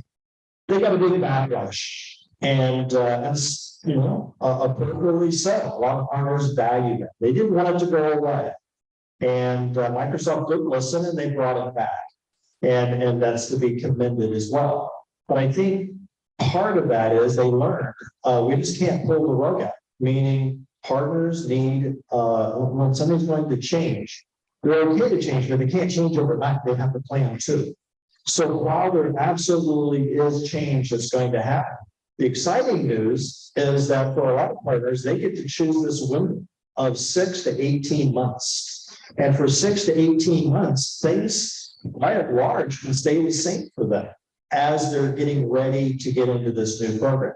So partners can actually renew what they have today, even though this new program was announced, and they can keep the same incentives, the same user rights that they had and renew those. Now they don't get to keep silver and gold. That's going to go around. That's the done. But those user rights that are so important to partners, they actually can renew those and keep them as they're getting ready to get ready for this new program. Now, if the partner says, I'm already ready to go, then they can throw the switch and take advantage of all of the new benefits. But the thing I like is they have the choice. And historically, they didn't always have that choice. So I like the fact that they were listening to it and they allowed the partners to have that choice and the time to make it happen. You know, for a partner out there who's saying, I had something invested in being a gold partner, and it was work. There was work involved in getting this or that competency that is going to be going away in October. You know, a few minutes ago, you said they're all about to get a modern state-of-the-art phone for the first time in 15 years. So, I mean, what are they getting maybe that kind of makes up for what it might feel like they're losing? Sure. So there is no doubt there's a heavy focus cloud, like no surprise there. So that means that the cloud incentives have been enriched, meaning more features. And so I think the core thing that's going to happen is that number one, it's supposed to be more, I say supposed to be because we're still learning, right? It is supposed to be a clear message that we can bring to our clients. So you mentioned, 18, 19 competencies. I always got stuck with the number 17. You know, we could arm wrestle over 17, 18, or 19, but we'll stick, we'll stay in that range. A lot of competencies, a lot of confusion. So they originally collapsed the whole thing down to 4 competencies. And those 4 competencies, they modified Azure a little bit, made it a little standalone-ish, if there's such a word, on its own. And then that's how we ended up with the 6 that we have today. And that were announced almost a month ago today. It was announced 1 month and 1 day ago. And the whole idea is that it's going to be a clearer message that a partner can take to market to their clients that's not as confusing as the 17, 18 that exists today. So clearer message and better incentives. So I know Matt has a question. I'm going to give him a chance to ask that. And just so you know, Matt, because we don't hear you all that well, and you're really here except on stage, I'm going to repeat your question after asking. So Dave, there was a lot of work to put in to get those competencies and to get that gold and silver status. How would you describe, is it more difficult to get these new statuses in the new program, or is it going to be about the same amount of work to achieve those levels? So Matt, question, well, like I said, there's a certain amount of effort that had to go into getting a competency before getting gold or silver status. But how much effort investment is going to be required to get these new designations, the 6 solution areas? Yeah, I love the question. It's a really good one. So I think the answer is that the energy and effort, I would say, will be comparable. The difference is where the energy and the effort will need to be focused. So in other words, the same activities that you done yesterday under the silver or gold program are not the same activities that you're going to do tomorrow under the new program. So I'll give you 2 examples. So let's talk about skills. Microsoft has exams. We've all known that for 10 plus years. So just like you needed to pass an exam, a Microsoft exam, to get whichever silver or gold you wanted, you're likewise going to pass an exam in order to get one of the new 6 competencies. So in that way, I'm going to say equal role, because you're doing exam for exam, somewhat comparably.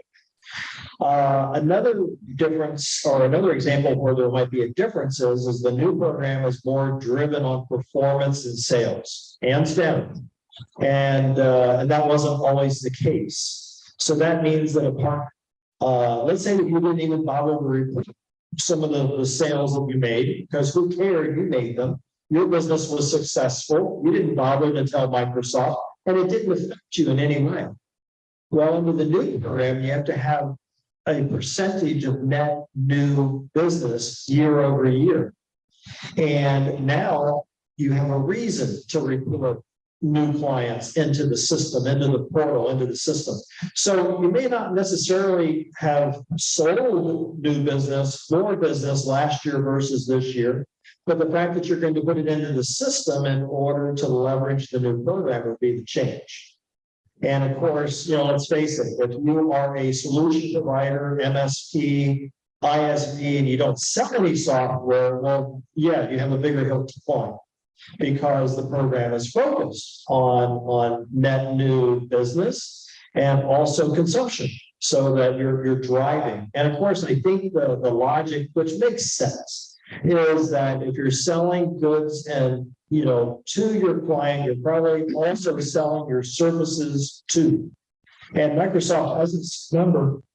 The number is roughly $7.30.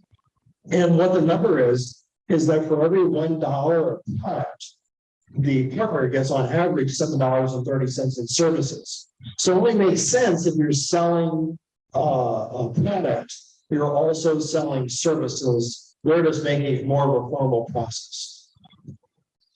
So we should explain, especially given, as you were saying before, there are a lot of people who are brand new to this.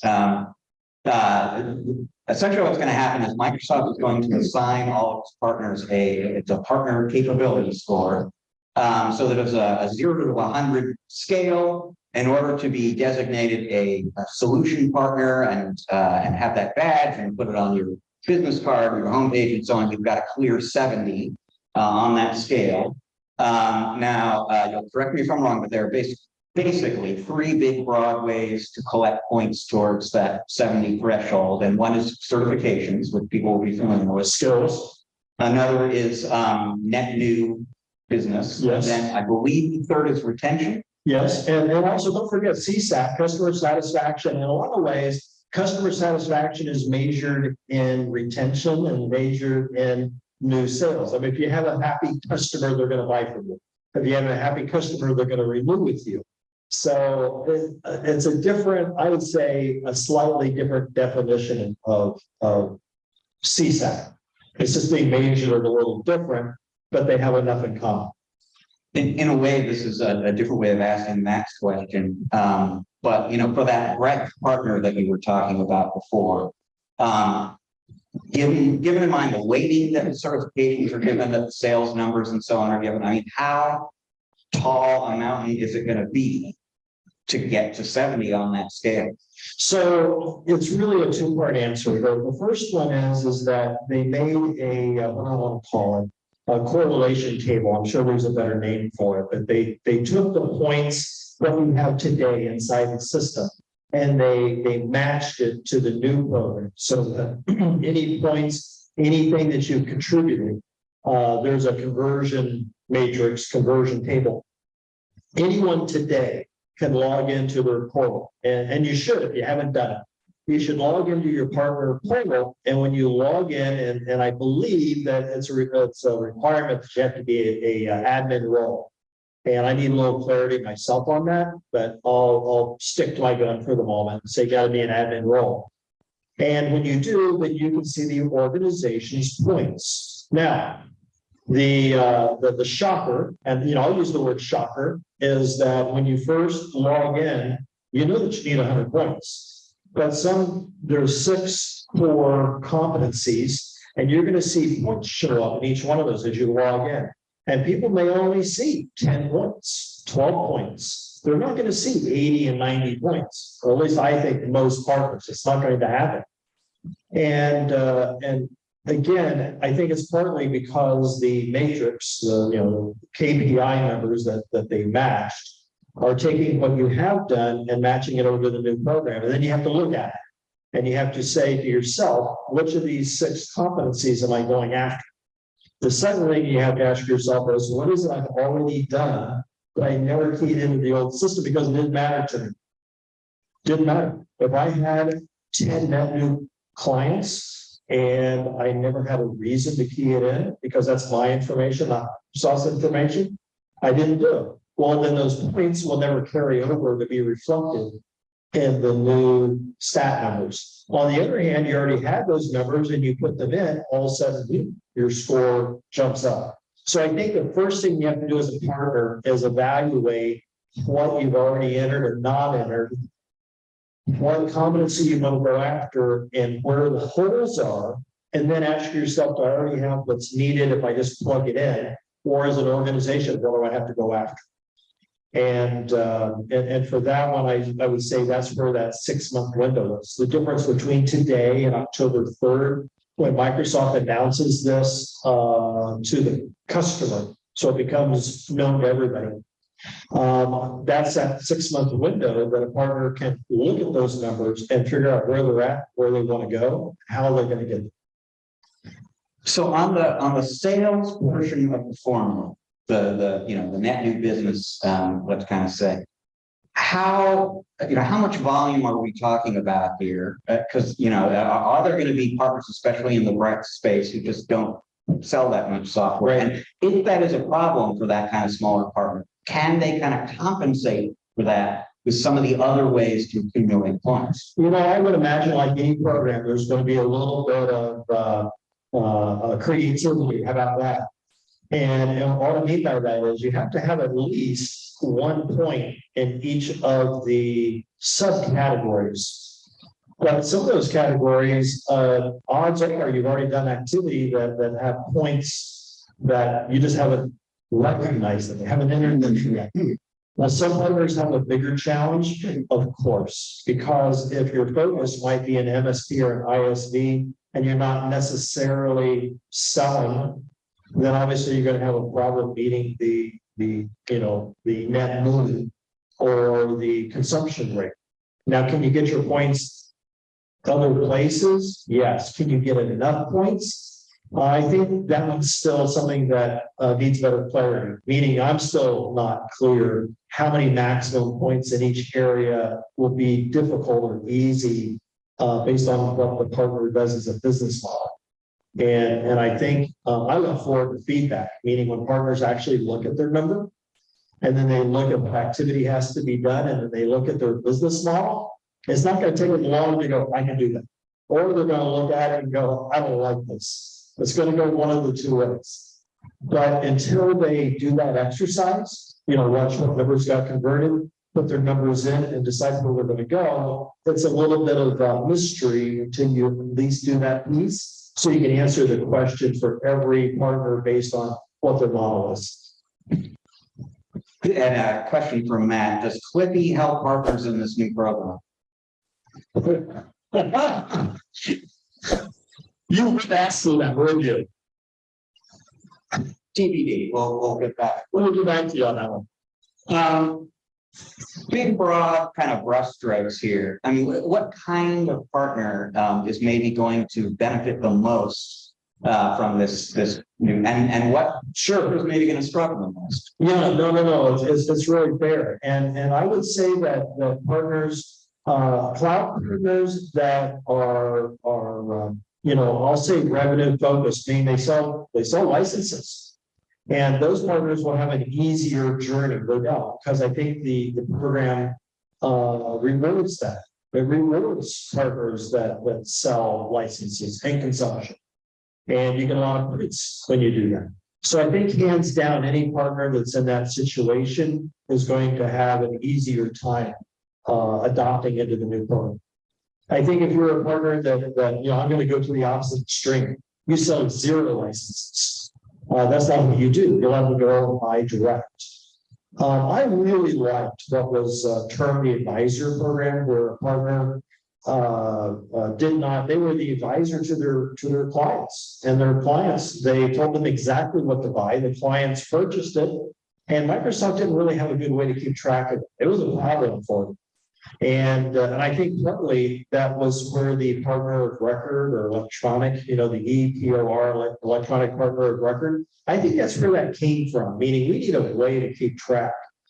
But to me, that didn't evolve far enough. Meaning there's a lot of partners that totally control the client in a positive way. It's what they're there for. And therefore, the client runs the licenses and the software that partner says, this is what you buy. And the client says, okay. If that partner told that client to buy somebody else's licenses, somebody else's software, the client would say, okay. And I think Microsoft has to realize that because partners honestly have that much influence over their base. And therefore, Microsoft needs to find a way that if a partner doesn't transact licenses themselves, they have to realize that that's why the client runs that software, because of that partner. And I think that's still an area that needs attention. So let's stay there a little bit then, because you mentioned before, 3-ish years ago, there was the internal use rights issue, very upsetting to partners, and Microsoft did back away from that ultimately. We are in the midst still, even before this started happening, we're still really in the midst of the transition to new commerce experience. That has been, difficult and rough for a lot of people. So, I mean, there are a lot of reasons this year and in recent years for partners to be a little bit frustrated. I mean, how big a problem for Microsoft is that in terms of restoring trust and morale, let's say, within their partner base? Yeah. And it's funny, as well as I know Microsoft, there's still mysteries, okay? One of the mysteries is, for me at least, and it was a big company, but how they literally did 3 things so close together. So in other words, they increased the price of Office 365. And now granted, I give it credit, they haven't increased it in several years. But the fact is they did it. And then of course they came out with the new commerce experience. And for some partners, love it actually. And a lot of partners complained about it, right? So you got both sides. But both of those happened really close to each other time-wise on the calendar. And you could go, Microsoft, you had to have known that you were going to ruffle some, feathers with that one. Why did you roll them out at the same time?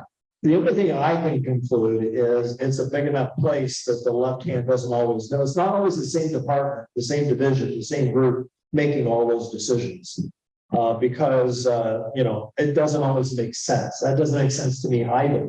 And then you roll out the new program. And I would say that if any one of those three were rolled out independent of the others, probably the message would have been received and handled a lot better. But when you combine all three together, obviously the noise is going to be greater, hands down. So Matt, I'm going to give you a chance here to jump in before I have one last question myself. But if you're still burning to ask about Clippy, I'm going to give you one more shot about that. Doesn't have to be about Clippy. Yeah, so these besides Clippy. We need Clippy back to guide partners back through this new partner experience. Well. So yeah, that's awesome. So I do have a question, Dave, because and I'm going to kind of keep it high level. So it sounds like there is some good things in this new partner program, because you are saying it is modernized. It is offering some new bells and whistles. It's going to be better in some ways, but it's probably not going to be better in every way. So if you could maybe kind of highlight 3 areas of the new partner program that maybe you're not particularly happy with, what would those be? And I will repeat that question for the audience here. But we've talked about some things that are positive for partners in terms of the new program, but not everything is. And so Matt would like Dave to list maybe 3 things that aren't so great. You got it. So, I hear a lot of feedback, and meaning partner feedback. And one of the first things that I've heard is that client sites with 10 or less licenses do not qualify. So in other words, toward these 100 points, you have to have so many net new clients. But if those net new clients are less than 10, then they don't count toward the point system. I say point system, it has a proper name, but you know what I mean. And I've asked Microsoft that question, and I really welcome them to revisit it. And I would love to do a panel of even partners in the room. But the answer that I received is that Microsoft firmly believes that if the client is purchasing less than 10 licenses, then that client is probably not engaging in services from the partner. Meaning they're too small to afford the partner's services. And I would rather hold in the room for the partners that aren't in the room. Clients that have purchased under 10 size. So it's a client under 10, and they still use your services. If so, raise your hand. So of the partners that are in the room, I would venture to say that was a strong 80%, because I kind of know who's partner and who's not. So I think that wherever Microsoft received that feedback, to me, that's a foot in the door. Meaning for a partner to engage with a client that was under 10 seats, that's how they establish a relationship.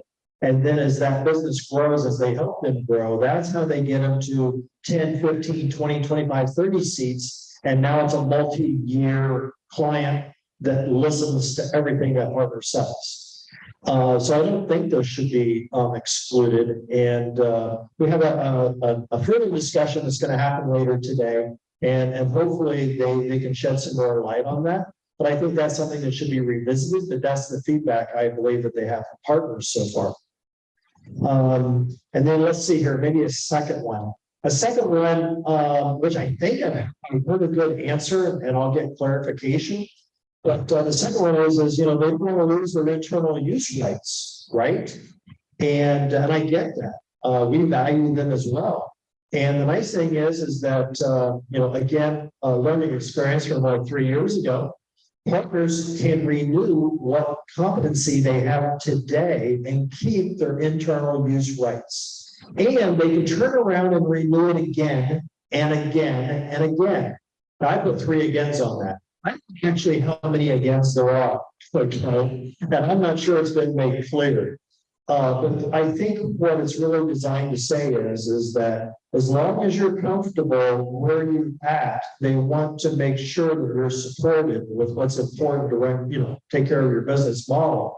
But I'm sure, like anything, like all of us, if a customer wants to keep, if our customer wants to keep their firewall, I want them to keep it for another year, but eventually I want the client to go to a new firewall because I know it's the best thing for them.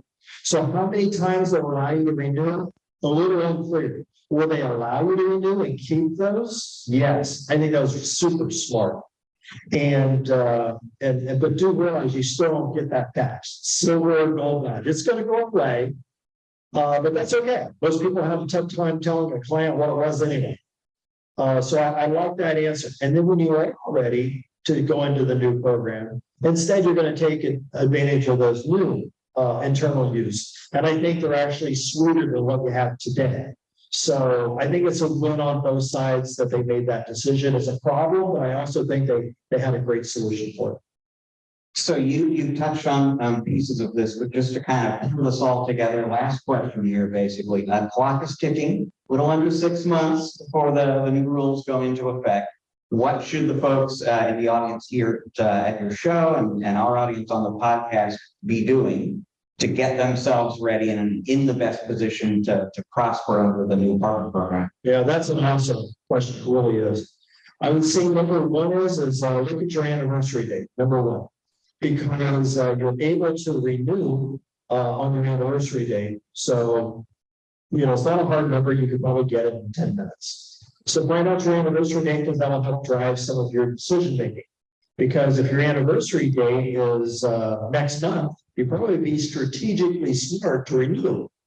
And then, and if your anniversary date is 8 months out, well, then I'd say to myself, I got 6 to 8 months to get ready for this program. And that really makes more sense to me to get ready for it and simply, engage the new program. I think dollar for dollar from everything I've learned, the pricing will be about the same. So I don't think it's going to be about the money. And, the number I think I've heard, give or take, is about $46.50, which I think is somewhere between that silver and gold. And regardless if you renewed your old one, meaning your legacy existing program, or you go into the new program. So I don't think it's a dollars question. I think it's really a strategic answer, meaning when's your anniversary date? Are you for the points that are needed? Do you already have them, but you haven't put them in yet? So the next action item, foregoing the money because either you pay it already or you don't. That wouldn't change. So after you look at your anniversary date, you want to log into the partner portal and make sure you're an admin until somebody tells me differently. And see what your existing points are. Don't panic when you first log in because everybody goes, oh crap, because the numbers are really low for most people when they first log in. But what I would do then is that I would look at where the points are, then ask yourself a simple question. I already have these points. I just didn't tell Microsoft because it was none of their business. And now I have a strategic reason to put them in. Or, no, I don't have those numbers. I got 6 to 8 months. Which category do I want to get the numbers in? What will it take from the team? Let's go do it.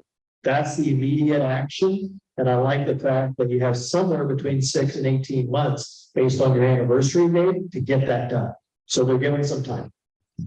Right, fantastic. Thank you very much, Dave. And I'm just going to take a few quick seconds. Say if you want to hear more conversations of this kind on a weekly basis, ladies and gentlemen, just go to your favorite podcast catcher, Stitcher, Apple, Google, Spotify, Amazon, you name it. We're all those places.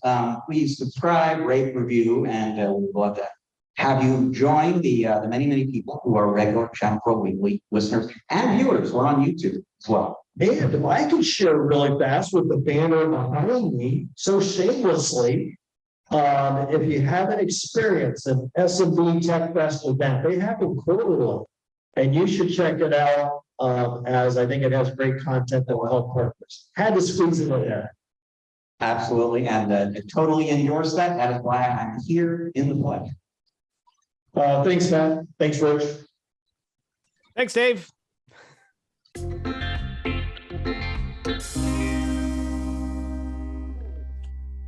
And we are back with part 3 of ChannelPro Weekly. Rich, that was a fun little session that we did. Kind of weird being doing a podcast. It was also a kind of a session at the event, so it was kind of a unique experience. What did you think? Well, yeah, it was a unique experience, and it was interesting to be doing that at an event, hosted by a tech company with a ton of tech experts in the audience, and we were still having audio issues, and getting Zoom to talk with the audio, but it happens, folks. It's complicated stuff. I found that actually very helpful. I still feel like I have more to learn, but one of the things that was particularly sort of illuminating to me was when Dave was emphasizing that if you go into that tool on the Microsoft site now and look at your initial partner capability score, because we did this, I don't know if you remember, but Brian Weiss was our guest host the week we had that conversation initially, and he heard me say, hey, there's a tool on the Microsoft Partner Portal now where you can see how you're doing today. And he, like live and on the air, he went and looked, and he was a little bit disappointed by how low the number was. And so it was interesting to hear Dave point out, well, that might be because they're not giving you credit for stuff that you've done and just never bothered to tell them about. So don't assume whatever number you see there first initially is actually where you're starting from. And it was also interesting to hear him kind of say, you're going to be able to retain the benefits you have if you want to, probably beyond 1 year, but how many years we don't know. So I definitely learned more than I knew before about what this all means. Very cool. And I was supposedly on a big TV screen there. So was it like me, the benevolent dictator, dictating down to my subjects when I was talking, or was it a small screen? It was more like I'm going to guess 48-inch monitor that was off stage. But you were probably bigger than Dave and I anyway.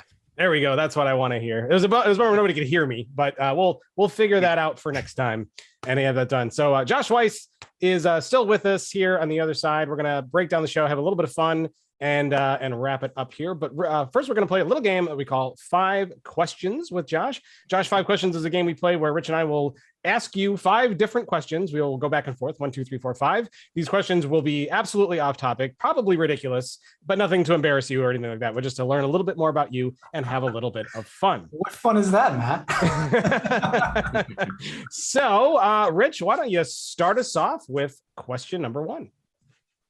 And I will just tell you right out front, I'm going creative on the creative route, the creative direction on all these questions. I want to take advantage of that. So here I am. I'm in Orange County. I'm not necessarily in Los Angeles per se, and I'm certainly not going to have time on this trip to go explore the nightlife. But a guy who is into the creative scene can tell me what is like the club, the venue, the next time I'm here, what should I not miss on the creative scene at night? Well, this is sort of an unofficial answer, but much more fun than any of the clubs are the warehouse parties that happen in LA, which 10 years ago would have meant something that you really couldn't find out about without being in the know or getting on a list or something like that. But these days, especially LA is a little bit unique, I would say, in all of the US club scenes, in that we really don't have a lot of club culture outside of the like big Hollywood fancy bottle service types of clubs. And so the unofficial club scene that you can find on like a website called Resident Advisor or Restless Nights are these huge warehouse parties, which are like not permitted, I guess, but like certainly not hidden in any way. I mean, they're, easy to find, right? But you don't get the address until the night of by a text message. And I mean, so those are, if you're in LA and you want to really see like the top-notch music and really see the most like free and vibrant scene, Restless Nights, Resident Advisor, look for anything where the address is TBD, to be determined. Those are the good ones. I'm not doing it much anymore, but man, before COVID, you could find me 2-3 times a month out till 6 a.m. doing that. Wow. It's the best music, and just, you're not in a bottle service sort of annoying, like, when I'm in Vegas, I don't go to the clubs because that's not my scene. It's too, it's just not it. So there you go. Cool. Well, I'll ask a question number 2, which is a DJ related follow-up question. Okay. What is your most memorable event that you have DJ'd at in your long history? Wow. I'm just going to throw 2 out that come to mind. I mean, because some of them are playing in some grimy warehouses and weird stuff that just goes back. But I mean, back in 2019, before COVID, we played the main stage at a festival called Lightning in a Bottle, which is somewhere between Los Angeles and San Francisco. That is sort of on the West Coast is sort of the biggest thing that's not Burning Man in the electronic music world. And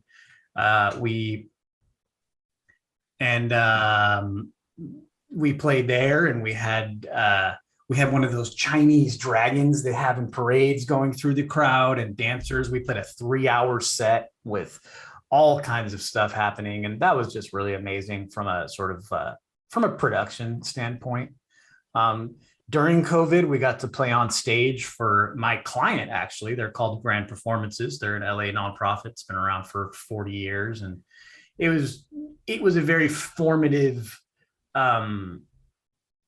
what do you call it? A formative venue for me when I first moved back to LA back in 2009. And for me to sort of go from fan who couldn't possibly imagine knowing the people who were producing those events to starting to know them, to becoming their MSP, to performing on their stage, and now to having some of my close friends actually be in charge there. That's just been a very sort of linked in with my own sort of growth as a human and an artist and a technologist. The opportunity to play on their stage was pretty magic. Very cool. What was the crowd size? If you don't mind me asking. That was probably 3,500. Wow. Very, very cool. Their biggest event last summer was 10,000. We didn't hit that, but yeah, a lot of people. Very cool. Rich, question number 3. So you kind of alluded to the fact that if you find the right warehouse party, you're going to hear the top-notch music, which makes me wonder what cool new band, artist, whatever, what's something new that you're listening to lately that you think is really great and want to kind of call out? Well, you said you weren't going to embarrass me, but if I am to be totally honest about what I listen to these days, it's like ambient drone music. I just listen to relaxing, peaceful music. And that's what's kind of funny. I mean, so these, I can tell you that just like in concept, what's coming through these parties are people who are touring from Europe and are people who are doing sort of really sort of like house and techno and disco. But I've almost fallen off the map lately. And I know a lot of people who can relate to me on this, people who've been music fans for decades. I may start playing music again this summer and kind of dive back in, but really what I'm doing these days is just using music to relax. So I can, I would know what the parties look like, but I'm going to refrain from giving you any awesome new artists because I've been down the MSP rabbit hole lately. That's quite okay. Quite okay. All right. Question number 4. You alerted earlier that you did play a lot of Nintendo back in the day when you were a kid. Give me like your top 2 or 3 NES games that you loved back in the day. Metroid. Oh yeah. Zelda. Metroid, Zelda, Super Mario Brothers 3. Yeah. Super Mario Brothers 3. Those are all 3 definitely very, very big ones. Although I have to say on the Metroid front, Super Metroid for the SNES was by far my favorite. But the original one is a good one as well. I never had one. I only had an original Nintendo and an original PlayStation. And then I lost video games after that. if you ever want to revisit Metroid, Super Metroid is an outrageously awesome experience. I think they remade it at one point, or did they remake that one for one of the handhelds at one point as well? But I don't know. I always just play the original one. So very good choices. Very good choices. Rich, question number 5 to you. Yeah. So in order to listen to ambient, relaxing music, you've got to know where to find it. I'm like a big Spotify guy. That most of the music I listen to these days is something I listen to via Spotify. What is your favorite streaming service?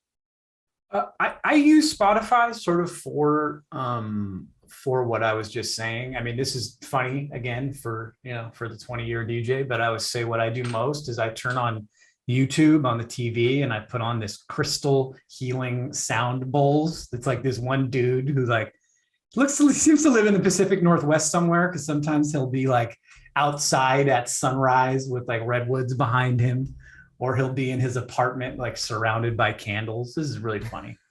But beyond that, when I was really looking to discover new music a lot, I was using SoundCloud. SoundCloud requires a pretty active curation. And what'll happen if you don't curate SoundCloud well is it becomes a bunch of music you hate. It's a very strange service from a technology perspective, because it's very hard to maintain. And whereas Spotify is almost too niche in a way, because you just sort of will get stuck down these rabbit holes. But that's what I use most these days, because it's just the easiest, and is sort of YouTube for some very specific things, or SoundCloud for the playlists. Very cool. Well, I'm sure we'll come up with lots more questions to ask you as you make future appearances here on the show, because there's a lot of things that I even wanted to ask that we didn't get a chance to ask this time. So stay tuned for that, folks, for when Josh comes back. Before we say goodbye, though, Rich, why don't you tell us what we might have missed this week and what is coming up? Yes, indeed. You know what? If you're concerned about things you might have missed, a great thing to do every Friday is read our "In Case You Missed It" post. It comes from ChannelPro's James Gaskin. This week, he's going to catch you up on some security news from Bitdefender and Palo Alto. We were talking about Cisco being zero emissions by 2040. Intel pretty much committed to the exact same thing this week. We'll hear a little bit more about that. And you may have heard that as painful as the price of gas is these days, the Krispy Kreme donuts are still every bit as delicious as they used to be, and Krispy Kreme is now tying the price of its donuts to the price of gas, or something of that nature. James will have more for you about that coming up, and in case you missed it.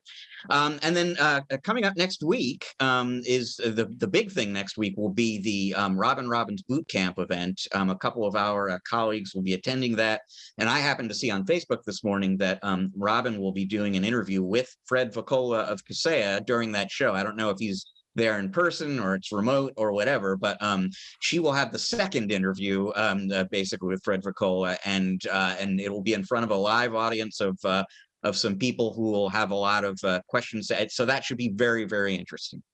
Very cool. Lots to look forward to. You're not going to want to miss it. And where can you find all that stuff? Of course, stay tuned to channelpronetwork.com. Each and every week, that's where you find all the latest articles, news, blog entries, white papers, downloads, resources, all kinds of stuff to keep you informed of what's going on and help you grow your business with great information. Of course, subscribe to the Channel Pro Weekly podcast anywhere podcasts are found. If you like to watch, we're on YouTube. Subscribe there, hit the bell, and leave a good rating and a comment. That really helps out quite a bit. Want to give a big shout out and big thank you to LA Creative Technologies President Josh Weiss for joining us here today. Josh, for those who want to get in touch with you, learn more about you and your business, find out where you're DJing next, anything like that, how can they get a hold of you? Where can they find you? LA Creative Tech, TECH is our handle on all the socials, or you could feel free to email me, Josh at LACreativeTechnologies.com. Longest email address ever in the history of the universe. But yeah, or just send me a message on LinkedIn. Just Josh Weiss, easy to find. Always happy to chat, especially for people trying to put together strange and weird niche verticals for their MSP. I love doing podcasting and I love speaking. So get in touch. Go holler. Always fun to chat with you guys. Awesome. I hope you had a good time. Absolutely. Fantastic. Always great to hear. And of course, we'll definitely see Josh Weiss back with us again someday. But until then, look forward to all the stuff that Rich just told you about. And we will see everybody in episode 222 next week. See you then.